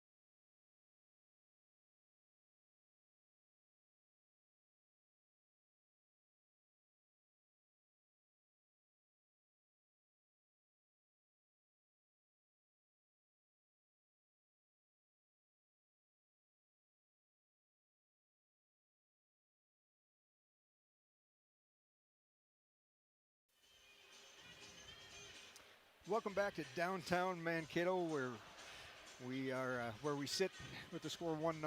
Northern Michigan ahead with a late goal there in the second period, joined by Maverick forward Brendan Furry. Brendan, I thought you guys managed to keep the puck in, maybe time of possession, but couldn't find a way to get one past their goaltender. Yeah, I mean, when it comes down to it, I don't think they're going to be pretty goals. We just got to keep getting pucks to the net, keep playing below the goal line. Like you said, we had a ton of possession, but we need to start getting in the goalie's eyes. He's seeing too many pucks, and yeah, it ain't gonna be a pretty one. No doubt, this time of year, a lot of them aren't, right? So, on the bench, what are you guys chatting about besides that? Is there anything you can take advantage of? And, I think there's one thing that this team has been known for is that ground game and kind of the investment in the early game. And is there anything coach is talking about on that bench? Yeah, I think it's just to stick to it. They go and get a late one that period. We just got to stay on it, stay positive. I think that's the message across the bench is if we keep playing our game, especially you saw those, the shifts after the goal there, we started giving it to them. And, like you said, Bluey, just keeping it down low and using that ground game. I think we're going to have some success this third period. Well, you've been in this spot before. You've been behind. You've come back, find a way to win. What can you take from some of those past games to help you out in here in this third period? Yeah, we got a lot of guys in that room that have played in big hockey games for this squad, and I think if we just stick to it, and, play confidently and just trust in the process and trust that trust in each other that we're going to get it done here. I think we're going to get the outcome that we want. Well, best of luck to you in the third period. We'll let you get back to your team. Thanks, Billy. All right. Well, that's Brendan Furry. Thanks again for joining us here on Flow Hockey, and we'll join you for the third period after this break.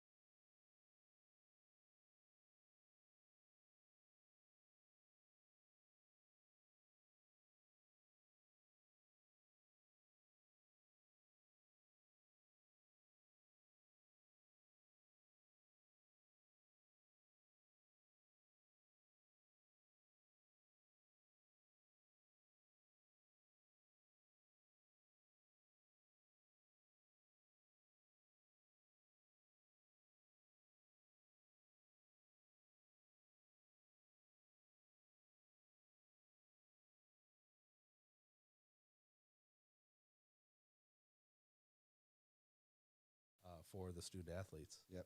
It's amazing what Coach Hastings is, putting down to help us be the best players that we can be. Sure. He only has our best interests in mind. He's not doing it for himself. He's doing it for us. And so it's amazing, and couldn't be more thankful for what he's doing and still trying to do for us. Yeah. We just got this brand new nutrition center, and he's already like, all right, what can I do next? Like, what do you guys need? And we're like, well, we're just trying to get used to how do I use this blender bottle, so it's Try not to make amazing. a mess. Yeah, right. We do a really good job actually keeping it clean. So both the women's team and us. So could not be more thankful. That's very cool. Well, this coming week, for the seniors, it's the last home game, and that's another reason I think you guys are going to be a little bit motivated, right? Mm-hmm. And try to, as you said, keep things going as long as possible. That happens with a lot of some success in your last game. Talk a little bit about what it's been like to play in Mankato, play at the Civic Center, the Mayo Clinic Health System Event Center. Yeah, it did change. It's a mouthful. It's going to be very emotional. I'm sure, win or lose, it's going to be very emotional after the game, realizing that,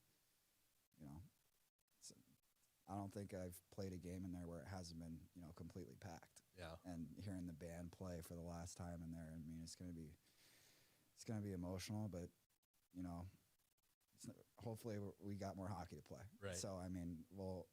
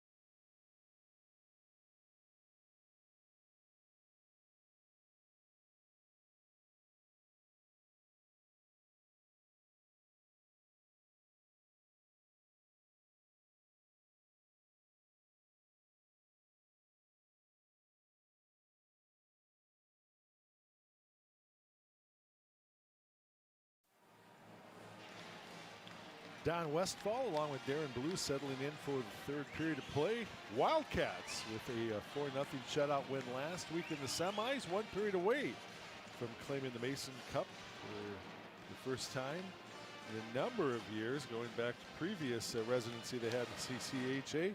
And the Mavericks needing to find at least a way to get a goal to extend this, but Benny Alas has been good on all 17 shots he's faced to bookend last week's 44-save effort, and it's the Wildcats on top 1-0 after 2 periods of play.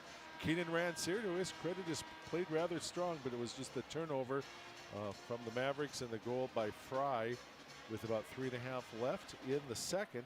Kiefer had the lone assist, and again, the Wildcats with the 1-0 lead as we're underway here for the third period.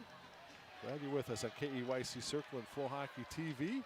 Our last broadcast of the year, no matter what, but we would love to send the Mavericks out with the win.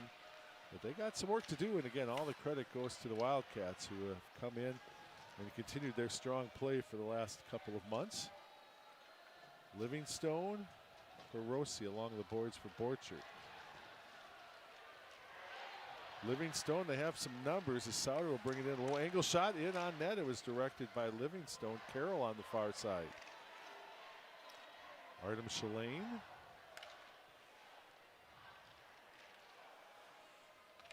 You know, you listen to Brendan Furry in your interview there. He seemed pretty calm and collected, but again, we've talked about these guys have been in this spot before. No doubt. There's some guys with some experience in games like this, being ahead, being behind, and knowing what you need to do to get yourself back into it. You know, I think you brought up the first 2 periods. Northern Michigan's done a great job of taking away that ice in front of the net, and you just saw that the last play they get a little rush and maybe have some numbers, but do a great job in allowing their goaltender to see the puck and not allowing anybody to find that space on top of the crease. The vice starts to squeeze a little bit, though, because really the Mavericks, in my mind, Aaron, they could ill afford to give up another goal here and go down 2-0 as we are early in the third. Hey, you know what? You just keep playing, right? And I think one of the things we talked about earlier is, you know, whichever team can handle the ebbs and flows a little bit, being up, and then how do you play with the lead and being down, and how do you handle that, or how do you handle a good shift, bad shift? And I think it's just, you got to keep playing your game, and I think both coaches have talked about the process, and got to trust that. You know that Grant Petulny and the Wildcats would dearly love to find a way to extend it to a 2-0 lead on the road, as the capacity crowd hasn't had a lot to talk about. Some scoring opportunities as Simon Tassie's on top of the puck, and maybe one of the bigger plays of the night, certainly at the time it was, and it still is, was that penalty shot save that Rancier made late in the first period. That's the loudest we've heard the crowd here this evening. Actually, it was Hillman on top of the puck, and he's up a little slow but able to skate off. It's a hard hit there by Fry. He's trying to get back in front and comes out, takes one in the ribs, I think, and took a little wind out of him there, I think. Wildcats get this face off. Isley turns one around. It was blocked off the leg of the defender, and a bouncing puck. Hirose is able to force back in to nullify a break for the Wildcats. Livingstone for Isley. Tipped away by DeMay, so there won't be any icing on it as Alas is out to make a play. Greg along the boards tries to hold. Karam's out near slot area, but no one home for the Mavericks, and the long lead pass ahead for Ryland Van Wienen. Carroll goes into the boards rather hard, but he's up, and the Mavericks at center ice with Furry. Furry behind the net. Orchard steps into the play as well. To the side of the net. Larson gets there ahead of Sandlin. Furry, Psychos. Carroll gets around Larson. Carroll, then he lost the puck trying to deke it around, but the Mavericks, actually, Furry had left the bench, so they had a defender back. No one realized it. There comes Fitzgerald. Christian Fitzgerald, fans on his attempt. Up on top, Malinowski floats one wide and high. Christoph Pop on the far side will play it out to center ice. Picked up and dumped in by Larson, the preseason Rookie of the Year candidate. Gontus off the bench, played off a skate down in the corner for Kalela. Gontus with it one more time as Bellini's watching him. Pavel steps in to help out. Tony Malinowski, long lead pass for Tassi, who tips it into the zone.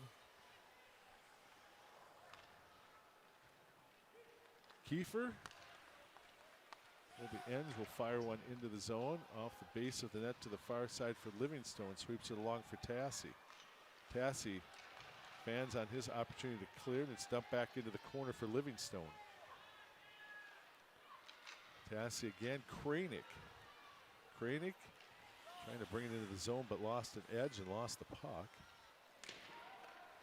Aiden Gallagher ahead for Vanderbeek.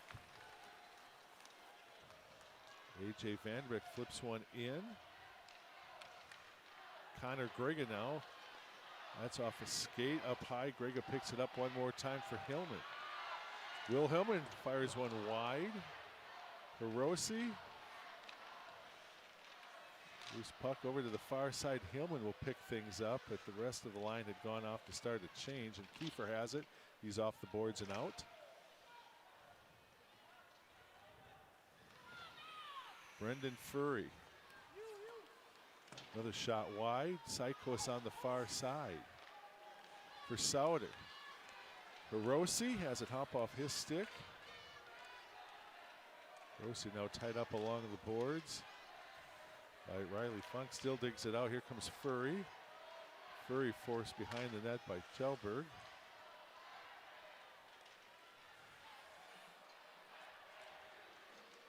Furry still with it, up on top now for Sykos. Feathers it off a body. Then a long lead pass onto the stick of Ryland Van Unen. And then Hiroshi worked back into the play along with Sykos to take care of that.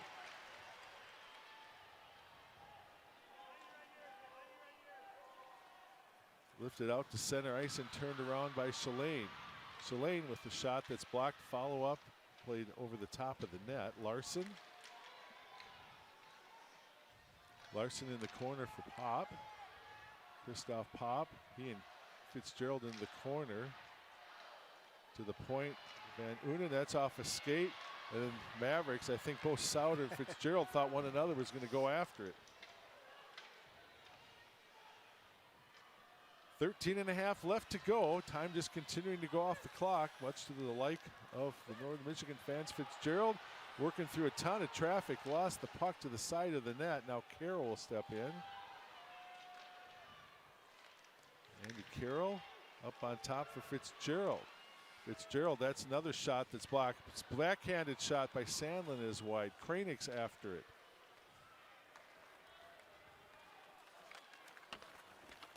Gontus, near side. Eddie with the shot, and that stick actually busted on that attempt. Gontus has it to the side of the net, and Rancier very alertly covers it up for Gontus to create an opportunity, and we'll take a break as it's still 1-0. 12:56 left to go in the third.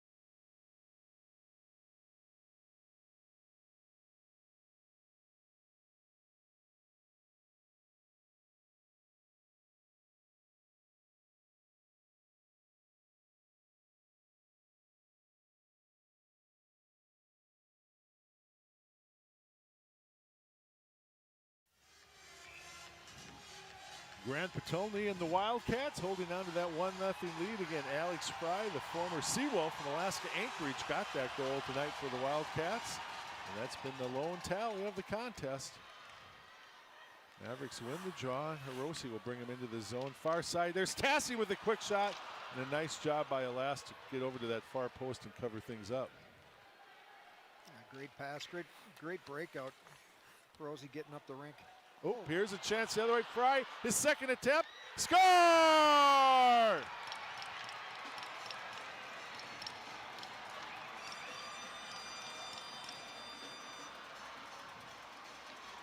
Mavericks get caught. Weird carom off the boards coming out of the zone. And Fry just fouled the play in and ends up getting a second of the game. Yeah, good finish by him.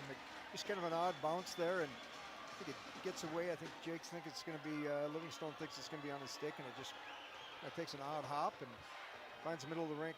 Mavericks find themselves down a couple, and good time to dig down, right? Who's got the energy? Who's got that, as we talked about, the next shift, right?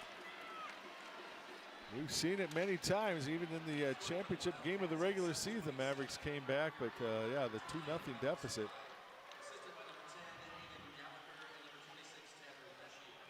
Tanner, Vecchio, and Gallagher getting the assist on that play. 7:27 for Fry, his second of the game, 6 of the season to give the Wildcats a 2-0 lead.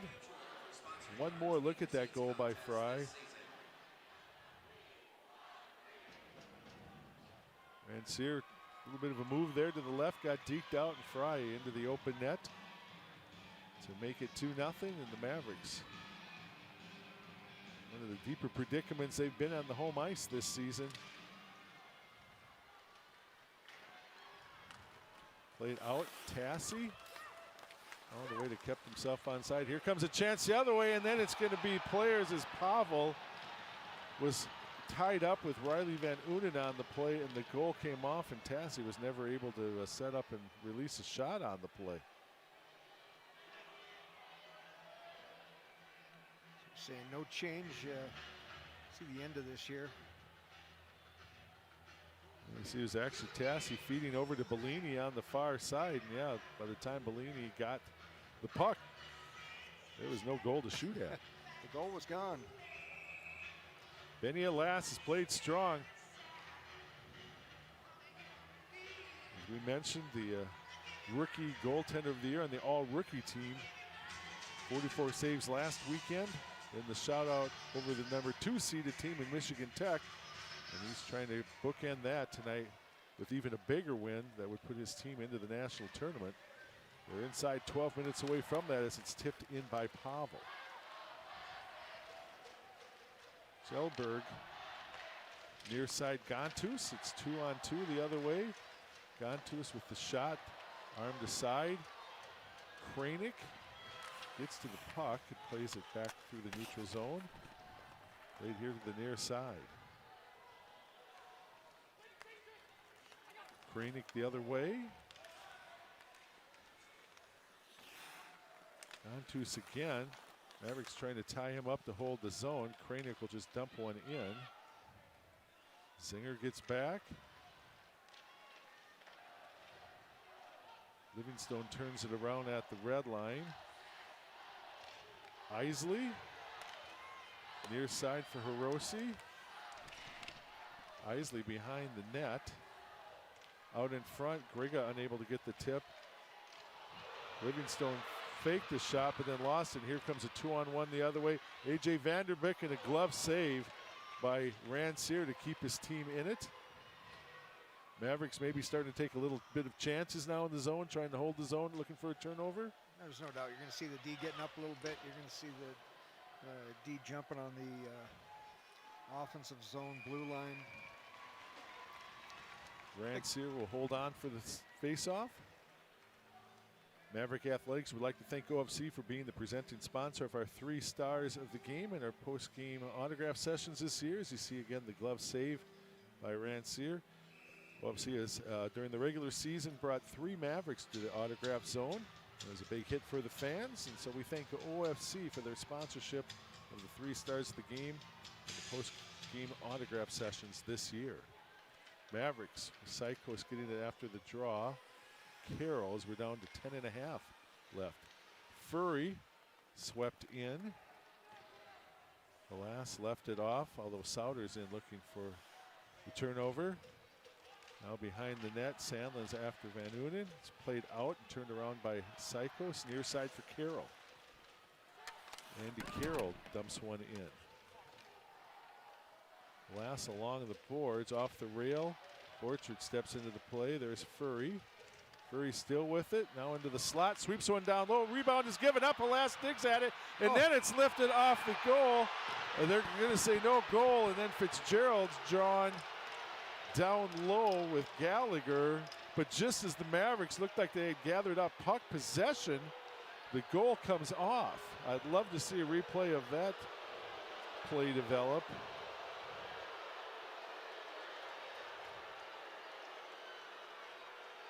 Yeah, as we've had two offensive zone chances by the Mavericks here. We've had the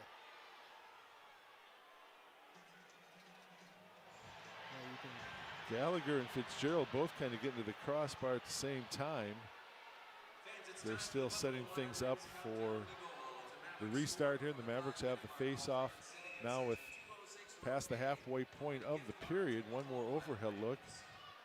As there's Borchert. First attempt is blocked, came back onto the stick. Maverick fans don't like the non-call. Malinowski played to the side of the net. Now it's picked up by Van Unen. But there is the Mavericks with Borchert to turn things around. Borchert on a backhand, looks for the trailer. Furry tees one up, and that one is armed aside.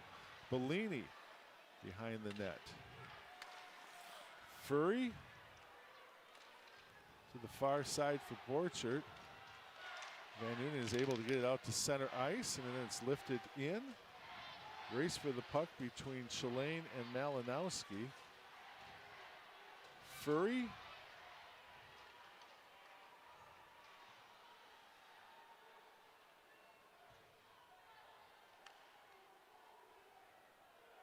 Malinowski pretty deliberate, but Wildcats are okay with that, because again, with the 2-0 lead, they're just looking to take some time off as Tassi has it. Sweeps one in, that's blocked. Follow-up is sent wide by Pavel, and it's going to come all the way out to center ice. A couple good plays there up the rink. Hard work. Great Here turnovers. Comes Hiroshi, and that shot gets blocked. Brought out by Eddie. Eddie's back, although Kalea lost to skate. Connor Eddie still with the drop pass, and Gontus did not miss the far post by much. Kranig, Livingstone. Tassi has it, top of the circle, and he lost the puck to Gontus. He'll take it behind his net. And we're down to 8:15 left to go. Potentially in the season for the Mavericks, unless they can find a way at least to tie this thing up. Loose puck right at the line. Livingstone left off for Isley. Isley with the wrister, and that's off the leg of Zinger and into the net for a stoppage play, which we will take as well with 1 second left and 8 minutes remaining. Fry's 2 goals make it 2-0.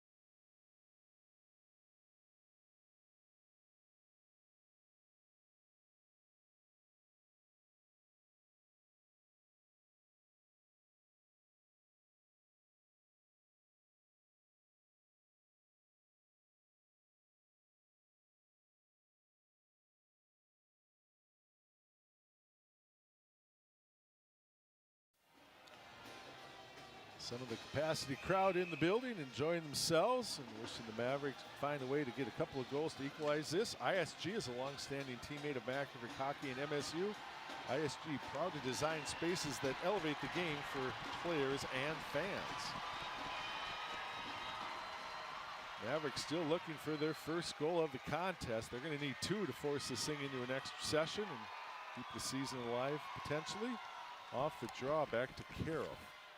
Far side, Psychos puts one down low, just past the stick. A couple of Mavericks. All the way played out, and Psychos comes back. Far side for Sandlin. That one's picked off. Here comes Vanderbeek with some numbers. A.J. Vanderbeek, and another glove save, and Rancière holds on, and he's going to probably end up making a couple more big saves like that. The Mavericks are starting to take a few chances, and they need to. They need to create something. No doubt. I mean, they're going to have to take some chances up the rink, both on the rush and offensive zone play, and he's Rancière's found a couple there from Vanderbeek, and Vanderbeek shooting the same spot both times.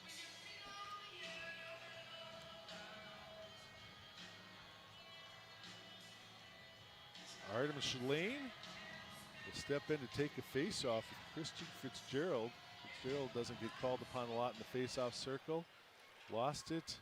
Pap has it. Played back to the point. Zinger through some traffic. Redirected into the near corner. Yeah, Rossi. Little line chain, shake up with as we've been missing Celia this period. Wraparound is blocked. Borchert just gets it to the red line to dump it in. Behind the net, Hillman is after it, up on top for Hiroshi. Livingstone sent in on net, and the last is not going to take any chances this late in the contest. They'll gladly get a fresh set of skaters on the ice. Take the face-off in the zone.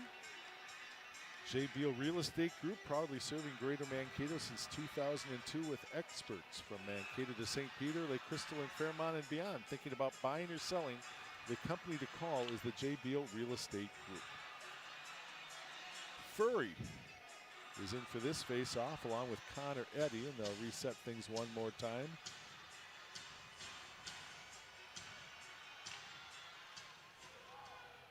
Off the draw, nice job there. As it's just that's a Kalela diving into the play, although it results in an icing, but he just dove down to clear the zone.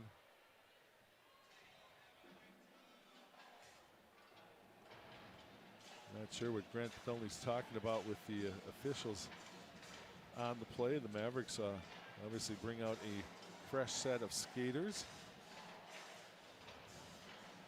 And again, you get a couple face-offs the offensive zone, but we're missing. As you're missing that top end face-off guy. Yep. Creates a little bit of a void there. Yeah, Celia took the heavy hit back at the end of the first period of play, came out for the second, and now has been absent for a while.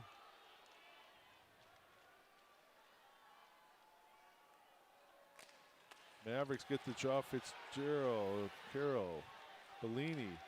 Play down low, still loose, bouncing puck. And it'll be played here to the side. Carroll one more time as there's a busted stick on the ice. Carroll with it. Played down for Furry. Turns one around and it's kicked out by Halas. Bellini. Sandlin. And he lost the puck. And that's played in on net. That was Larson who just made the play. Actually, Artemis Shalane who just made the play and forced it down low near side for Carroll. Carroll through a screen. It gets blocked to the far side. Fry with the 2 goals tonight will pick up and carry for the Wildcats. Into the corner for Kiefer through the top of the crease. Sent out of the zone by Sauter, but we're down to 6 minutes remaining here in the third. And the 2-0 lead for the Wildcats. Kiefer near side. Vanderbeek trying to feed one back for Kiefer one more time, but Hiroshi blocked that. Sauter. Sauter again with it. Just carried into the zone, left off for Isley. Isley gets the stick, and that's a slashing call. Has been all year, and we do get the call. Not what Grant Patulny and the Wildcats wanted to see. With 5:40 left to go, they're holding on to a 2-0 lead, and now they're going to put the top power play unit back on the ice. Minor penalty, Northern Michigan's number 28. 2 minutes for slashing. Fry goes off on the slashing call, and now it's a must convert here for the Mavericks with the man advantage. No doubt. And big play there, just getting on it, and again, top power play without one player. Looks like Furry will take his spot in the middle of that top power play unit. 14:20 the time of that call. All kinds of traffic, and it's played past Hiroshi, and now another race for the puck is Gontus. He's going to come short-handed. Gontus, and another big save by Rancier. And then Gontus tripped up Fitzgerald in the corner. Furry thought there should be a call, but there wasn't. And the Mavericks, Fitzgerald plays it in. Gontus unable to clear Fitzgerald, top of the circle. Through a ton of traffic, still has it. Now it's poked into the corner by Gallagher. Furry with it. And then Fitzgerald takes a big hit, and he's still down. Mavericks will get the extra attacker. Furry into the glove, but boy, Fitzgerald got hit against the boards, and this might be more. Okay, I thought maybe they'd take a look at it. They're going to say initially it's a boarding call against Gallagher. Didn't know if they'd go for just the two, and that's, I think, what they're going to post on the board.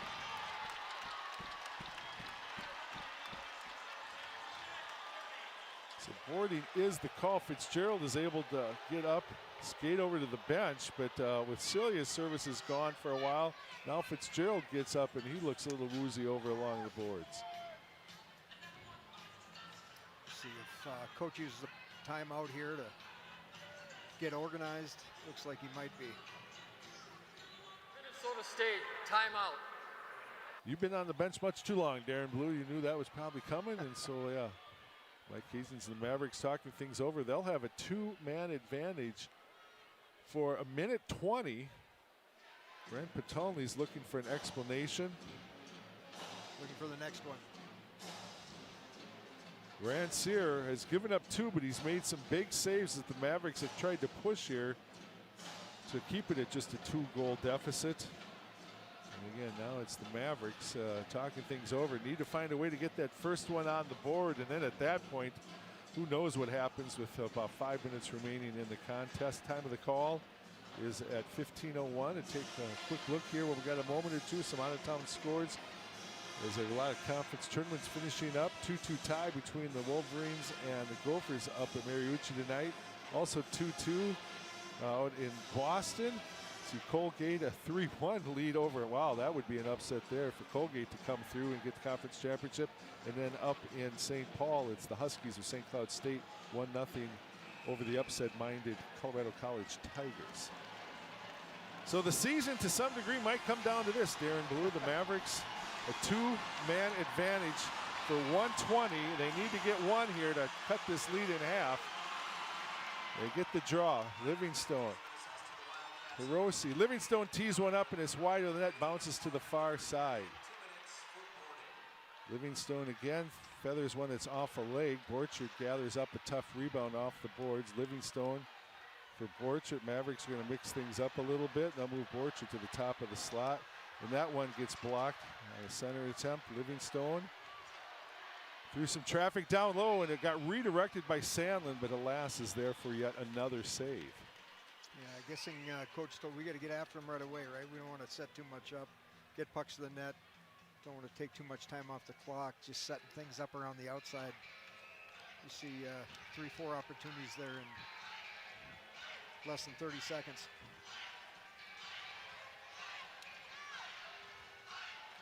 Fitzgerald back on the ice after taking that heavy hit along the boards. He'll take the face off, a big one, along with Christoph Popp. This draw won by the Mavericks. Livingstone down along the goal line for Borchert. Livingstone looking for angle. There's a weak side, and that one was Fitzgerald who went off the side of the net, and then the rebound given up, and Pap sends it all the way down. Rancier with the long lead pass for Livingstone. Mavericks still with the two-man advantage for another 30 seconds. Furry behind the net. Livingstone times one, and that's in, and the save was made. Livingstone again with it behind the net. Livingstone up on top for Hiroshi. Far side Furry, and that one is one-timed, and Halas makes not only the save, but covers up on the rebound. With 14 seconds left in the two-man advantage, Fry is already ready to get up and back into the play. 54 seconds, the Mavericks were still, so roughly about 40 seconds of what would become a one-man advantage, but the Mavericks desperately would like to find a way to get one in here with a 5-on-3. Another big face-off. We've said it how many times, another big face-off. Shalane and Pavel, they've met at the face-off circle numerous times tonight. Mavericks, this one down loose on the ice. Shalane spins around, gets it, and is able to clear. Mavericks will come back with Carroll. Near side, Fry's ready to get back in. Drop pass for Carroll. It's still a power play. Carroll gets one away from Fry. Mavericks need to convert on the power play here. There's Furry with the one-timer. That one was blocked into the corner. Bellini, still 27 seconds left in the power play. Fitzgerald, that one is blocked by a fallen defender. Still loose on the slot area, and it's chipped out here. And actually chipped out of play, and so the face-off should stay into the they're going to bring the face-off out. That's a tough break for the Mavericks. Let's see what Coach does with Rancier. They pulled him out. And now, Mike Hastings, they're going to send him back in because he thought the face-off was in the offensive zone. Yeah, he'd been out there for the last 15, 20 seconds.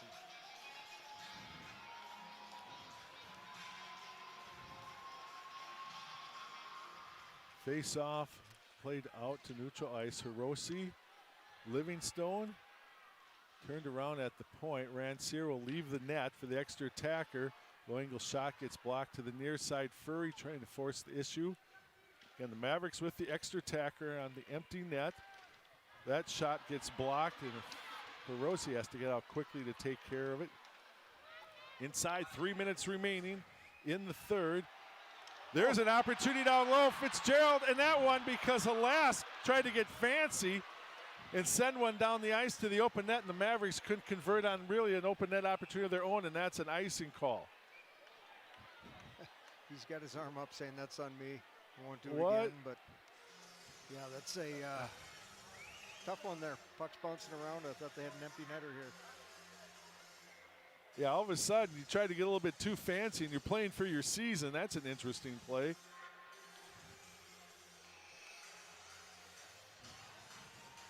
Again, Maverick net is empty with 2:43 left to go. Mavericks looking to just get on the board and cut this deficit in half. They just misfired on an extended 5-on-3 opportunity. Draw for the Mavericks still in as Gantus tried to clear. Carroll, Simon Tassi. That shot in down low. Pavel's after it, still loose.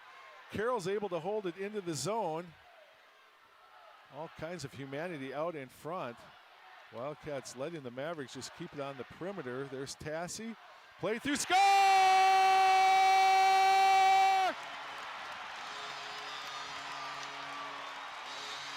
Pavel camped out on top of the crease. Able to take that feed, beat Halas for the first time tonight. And the Mavericks get on the board, still trailing 2-1. Hasn't been many times they've been able to get inside the Northern Michigan defenseman. Pavel does a great job there. I think it was off his skate. I'm trying to see where that puck went, but wherever it went, he put himself in a spot, and that's where you got to get to, right? The dirty areas to find one on the back of the net. 17:43, the time to go for Pavel. They put Rancier back in the net, but now he'll come back out again for the extra attacker. Played along the boards. Furry, and they're going to say a hand pass.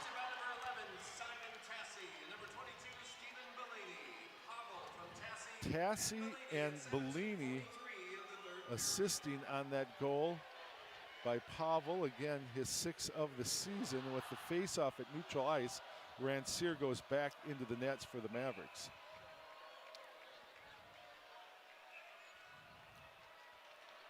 Mavericks get the draw played back. Hiroshi, he'll dump one in, and Rancier will leave the net one more time. Vesio in the corner, it's dug out. Here comes Borchard. Up on top for Hiroshi. Livingstone sends one down low. Still down loose on the ice, and it's tipped up and over the net. Fitzgerald, Hiroshi. Livingstone for Furry. Hiroshi, there's Furry in the slot. And then it's going to come past Furry and out, and the Mavericks are going to have to clear with 1:30 left to go. And then Narosi's pass picked up by DeMay, trying to get it to the open net, but unable to do so, and Furry will carry back for the Mavericks. Furry on a backhand sends one just wide. Back to the point for Hiroshi. Behind the net, Gallagher will get tied up by Sandlin on the play. Dug out by Fitzgerald. Fitzgerald for Furry. Furry, Livingstone. Through some traffic, still down, score!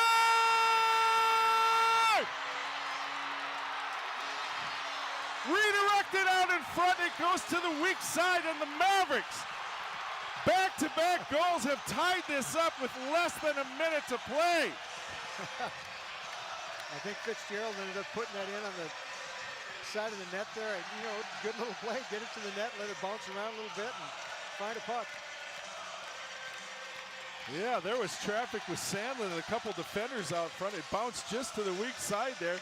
Fitzgerald got it up under the crossbar into the net, and we are tied at 2 with 57.2 seconds left. Fitzgerald, his 16th of the season at 19:02. So the Mavericks, with goals roughly about a minute 20 apart, have tied up the contest at 2. Obviously, Rance here. A timeout, I think a challenge maybe to see if the puck crossed the goal line, but I thought it went up. I thought I saw the goal move as it went up inside the crossbar. I thought so too. Patiently wait for the replay here. I wasn't sure. Didn't we go through last week? Again, do you have to challenge that? Well, again, Michigan Tech fans would say, you know what? What's the problem, Maverick fans? If Northern Michigan wants to challenge it, because that's kind of what. Goal on the ice is confirmed. We have a good goal. Yeah, that was a good goal. And again, I don't know. Maybe the officials just wanted to do it, given the magnitude of the situation here. They wanted to make sure it was good, and it is. And here you'll see it just to the side, and then Fitzgerald gets it up past Halas, who had fallen on the play, covering up the initial shot. And we are 2-2 and just less than a minute away potentially from going to overtime for a berth in the national tournament. Mavericks, Sauter will dump one in. Last behind the net, here come the Mavericks again. Fitzgerald's goal just being announced in the arena. Furry and Livingstone getting the assist. Here comes Carroll. Mavericks want to end it in regulation, and that one is off. Near corner, down to 30 seconds left. Tassi from behind the net lost the puck. It's punched into the corner. Players after it. Nobody wants to give up an odd man rush either way. Played back. They're going to say no icing on the play as Seiskos comes back. To the far side, Sandlin avoids the hit, gets down. Furry off the skate. He's got Carroll breaking down low, but can't gather up the puck in time. Down to 5 seconds left. There's Kranick behind the net. To the far side, Carroll needs to get off a shot quick and does. And that is the end of regulation. How about that? How about you think, what a play, and I think it was Akito Rossi stopping what would have been a empty net goal by DeMay. And then you come back and you find a way to score one to tie it. So those little points of the game that Mavericks somehow persist. We knew they would. They gave it everything they had. It pays off. Goals by Pavel and Fitzgerald, a minute 20 apart, and we are tied at the end of regulation. We're headed to overtime. It's a full overtime in the playoffs, so full intermission coming up. 2-2 here for the Mason Cup Championship.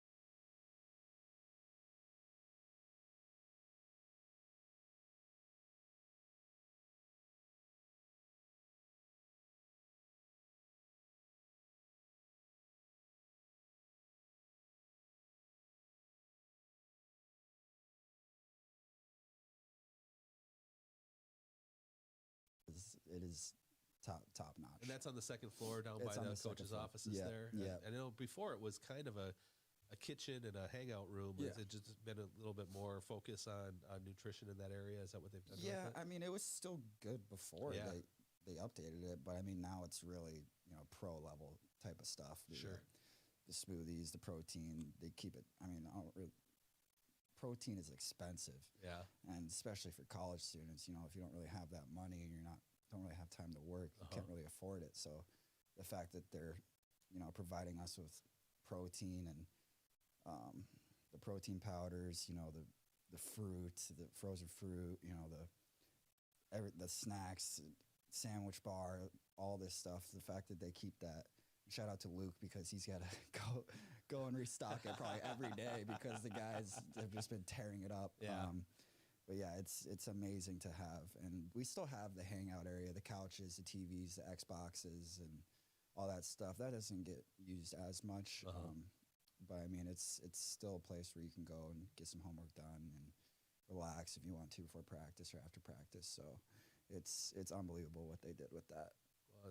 They continue, that facility, if I remember correctly, was completed in 2015, and obviously, you don't want things to get completely worn down, but so it's nice to see that the updates are constantly being put into place and to make everything first class for the student athletes. Yep, it's amazing what Coach Hastings is putting down to help us be the best players that we can be. Sure. He only has our best interests in mind. He's not doing it for himself. He's doing it for us. And so it's amazing, and couldn't be more thankful for what he's doing and still trying to do for us. Yeah. We just got this brand new nutrition center, and he's already like, all right, what can I do next? Like, what do you guys need? And we're like, well, we're just trying to get used to how do I use this blender bottle, so it's Try not to make amazing. a mess. Yeah, right. We do a really good job actually keeping it clean. So both the women's team and us. So could not be more thankful. That's very cool.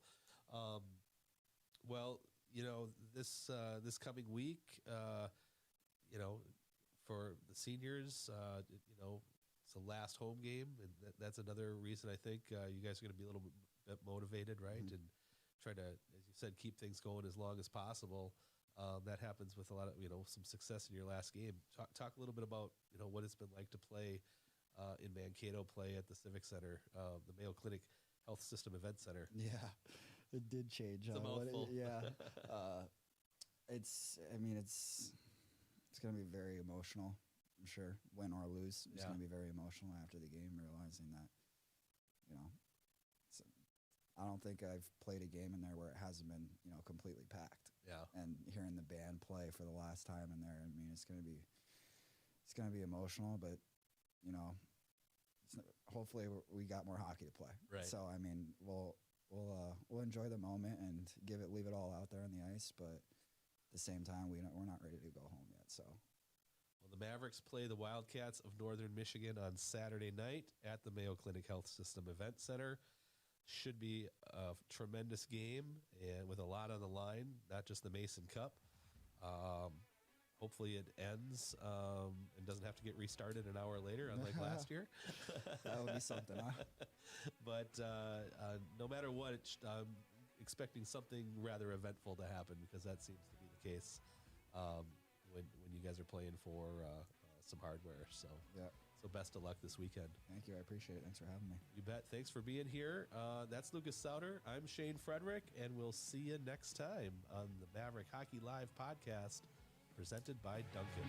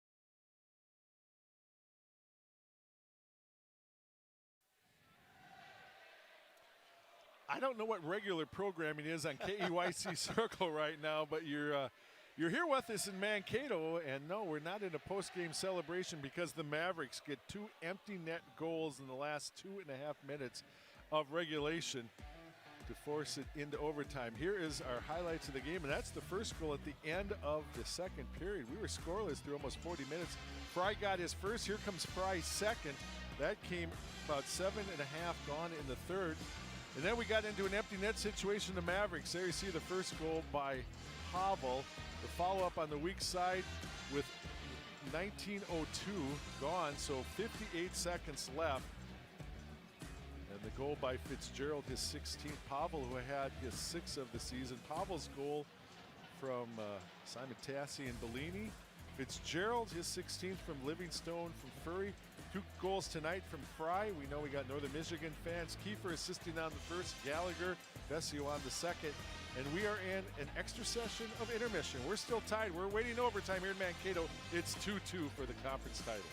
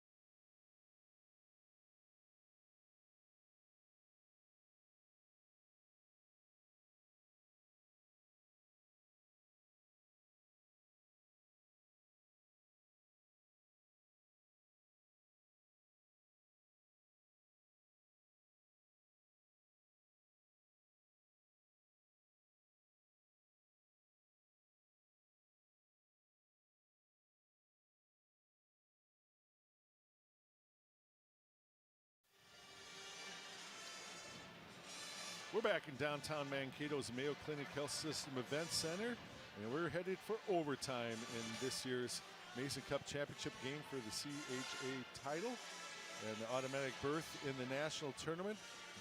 Quick update on some out-of-town scores and championship games from around the country. The Big Ten Championship, 3-3 in the third between the Wolverines and Gophers. 2-2, Mercyhurst and Boston University. In the second at the XL tonight in St. Paul, it's a 1-0 lead for St. Cloud State over Colorado College. And Colgate-Sale on top of Harvard, 3-2 in the third period of play. So close games all around. That's the type of action you see this time of year. And thankfully for the Mavericks, Pavel and Fitzgerald with back-to-back goals. Empty net goals, we'll count them. They're in the book, and we're tied at 2 after 3 periods of play in Mankato.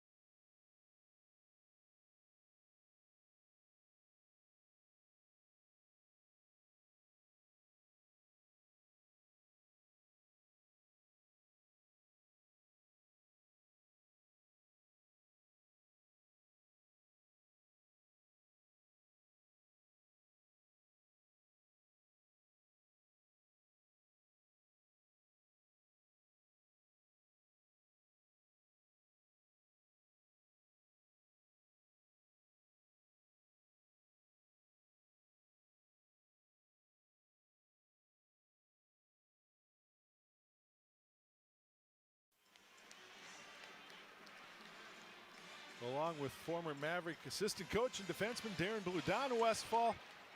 It's a championship night, so why not play into overtime? Why wouldn't we have a night like Why this, right? not? Championships. Bring out the best of Mankato. There you see, and basically anything you saw in the regular season kind of goes out the window because it's a full intermission. The teams will switch ends, but it's a full period, 5-on-5. It's sudden death. Sudden death for the season, for the playoffs, and to move on to the national tournament for both of these teams because, again, as we talked about during the broadcast, despite the Mavericks winning the regular season title and claiming victories here in the playoffs, they're pairwise just not strong enough at this point. And so all indications are the Mavericks need to find a way to get this game now in overtime to move on to the national tournament. First goal, winner take all at this point, is the Mavericks with Hiroshi. Tapped into the zone by Souter. Really, I'm sure, Darren, at this point, especially after such an exciting finish, as here comes the Wildcats the other way with Larson. Obviously, any shot on goal, any shot off the boards like that, depending on who's there. But really, you don't want to change a whole lot, do you? No, I think exactly what you saw the Mavericks do at the end. You got to get pucks to the net, and you got to get some guys around there. And, more often than not, it's a greasy, ugly, off something type goal, and, and it's a fourth line. I think you've seen that before, too. It's somebody maybe you don't expect, but, a hard, long shift, somebody's tired, and find a way to get a shot on that. Face-offs become even more important, especially in your own defensive zone. Mavericks with Celia not on the bench. He's been gone, played a little bit in the second after taking a heavy hit in the first, but haven't seen him really here in the third and now in overtime.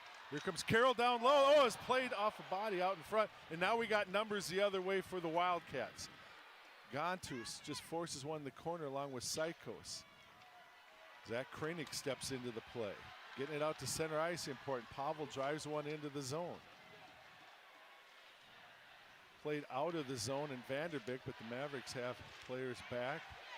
Vanderbeek, shot wide. It's going to come all the way out to center ice. Here comes Borchert. Borchert looking for a trailer. Drop pass to Kranik. Has it in the slot. Kranik on a backhand. Oh, score! Score!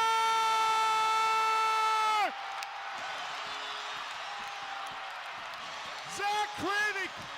1:08 into overtime on a 360 move has put the Mavericks into the national tournament. How about the crowd here?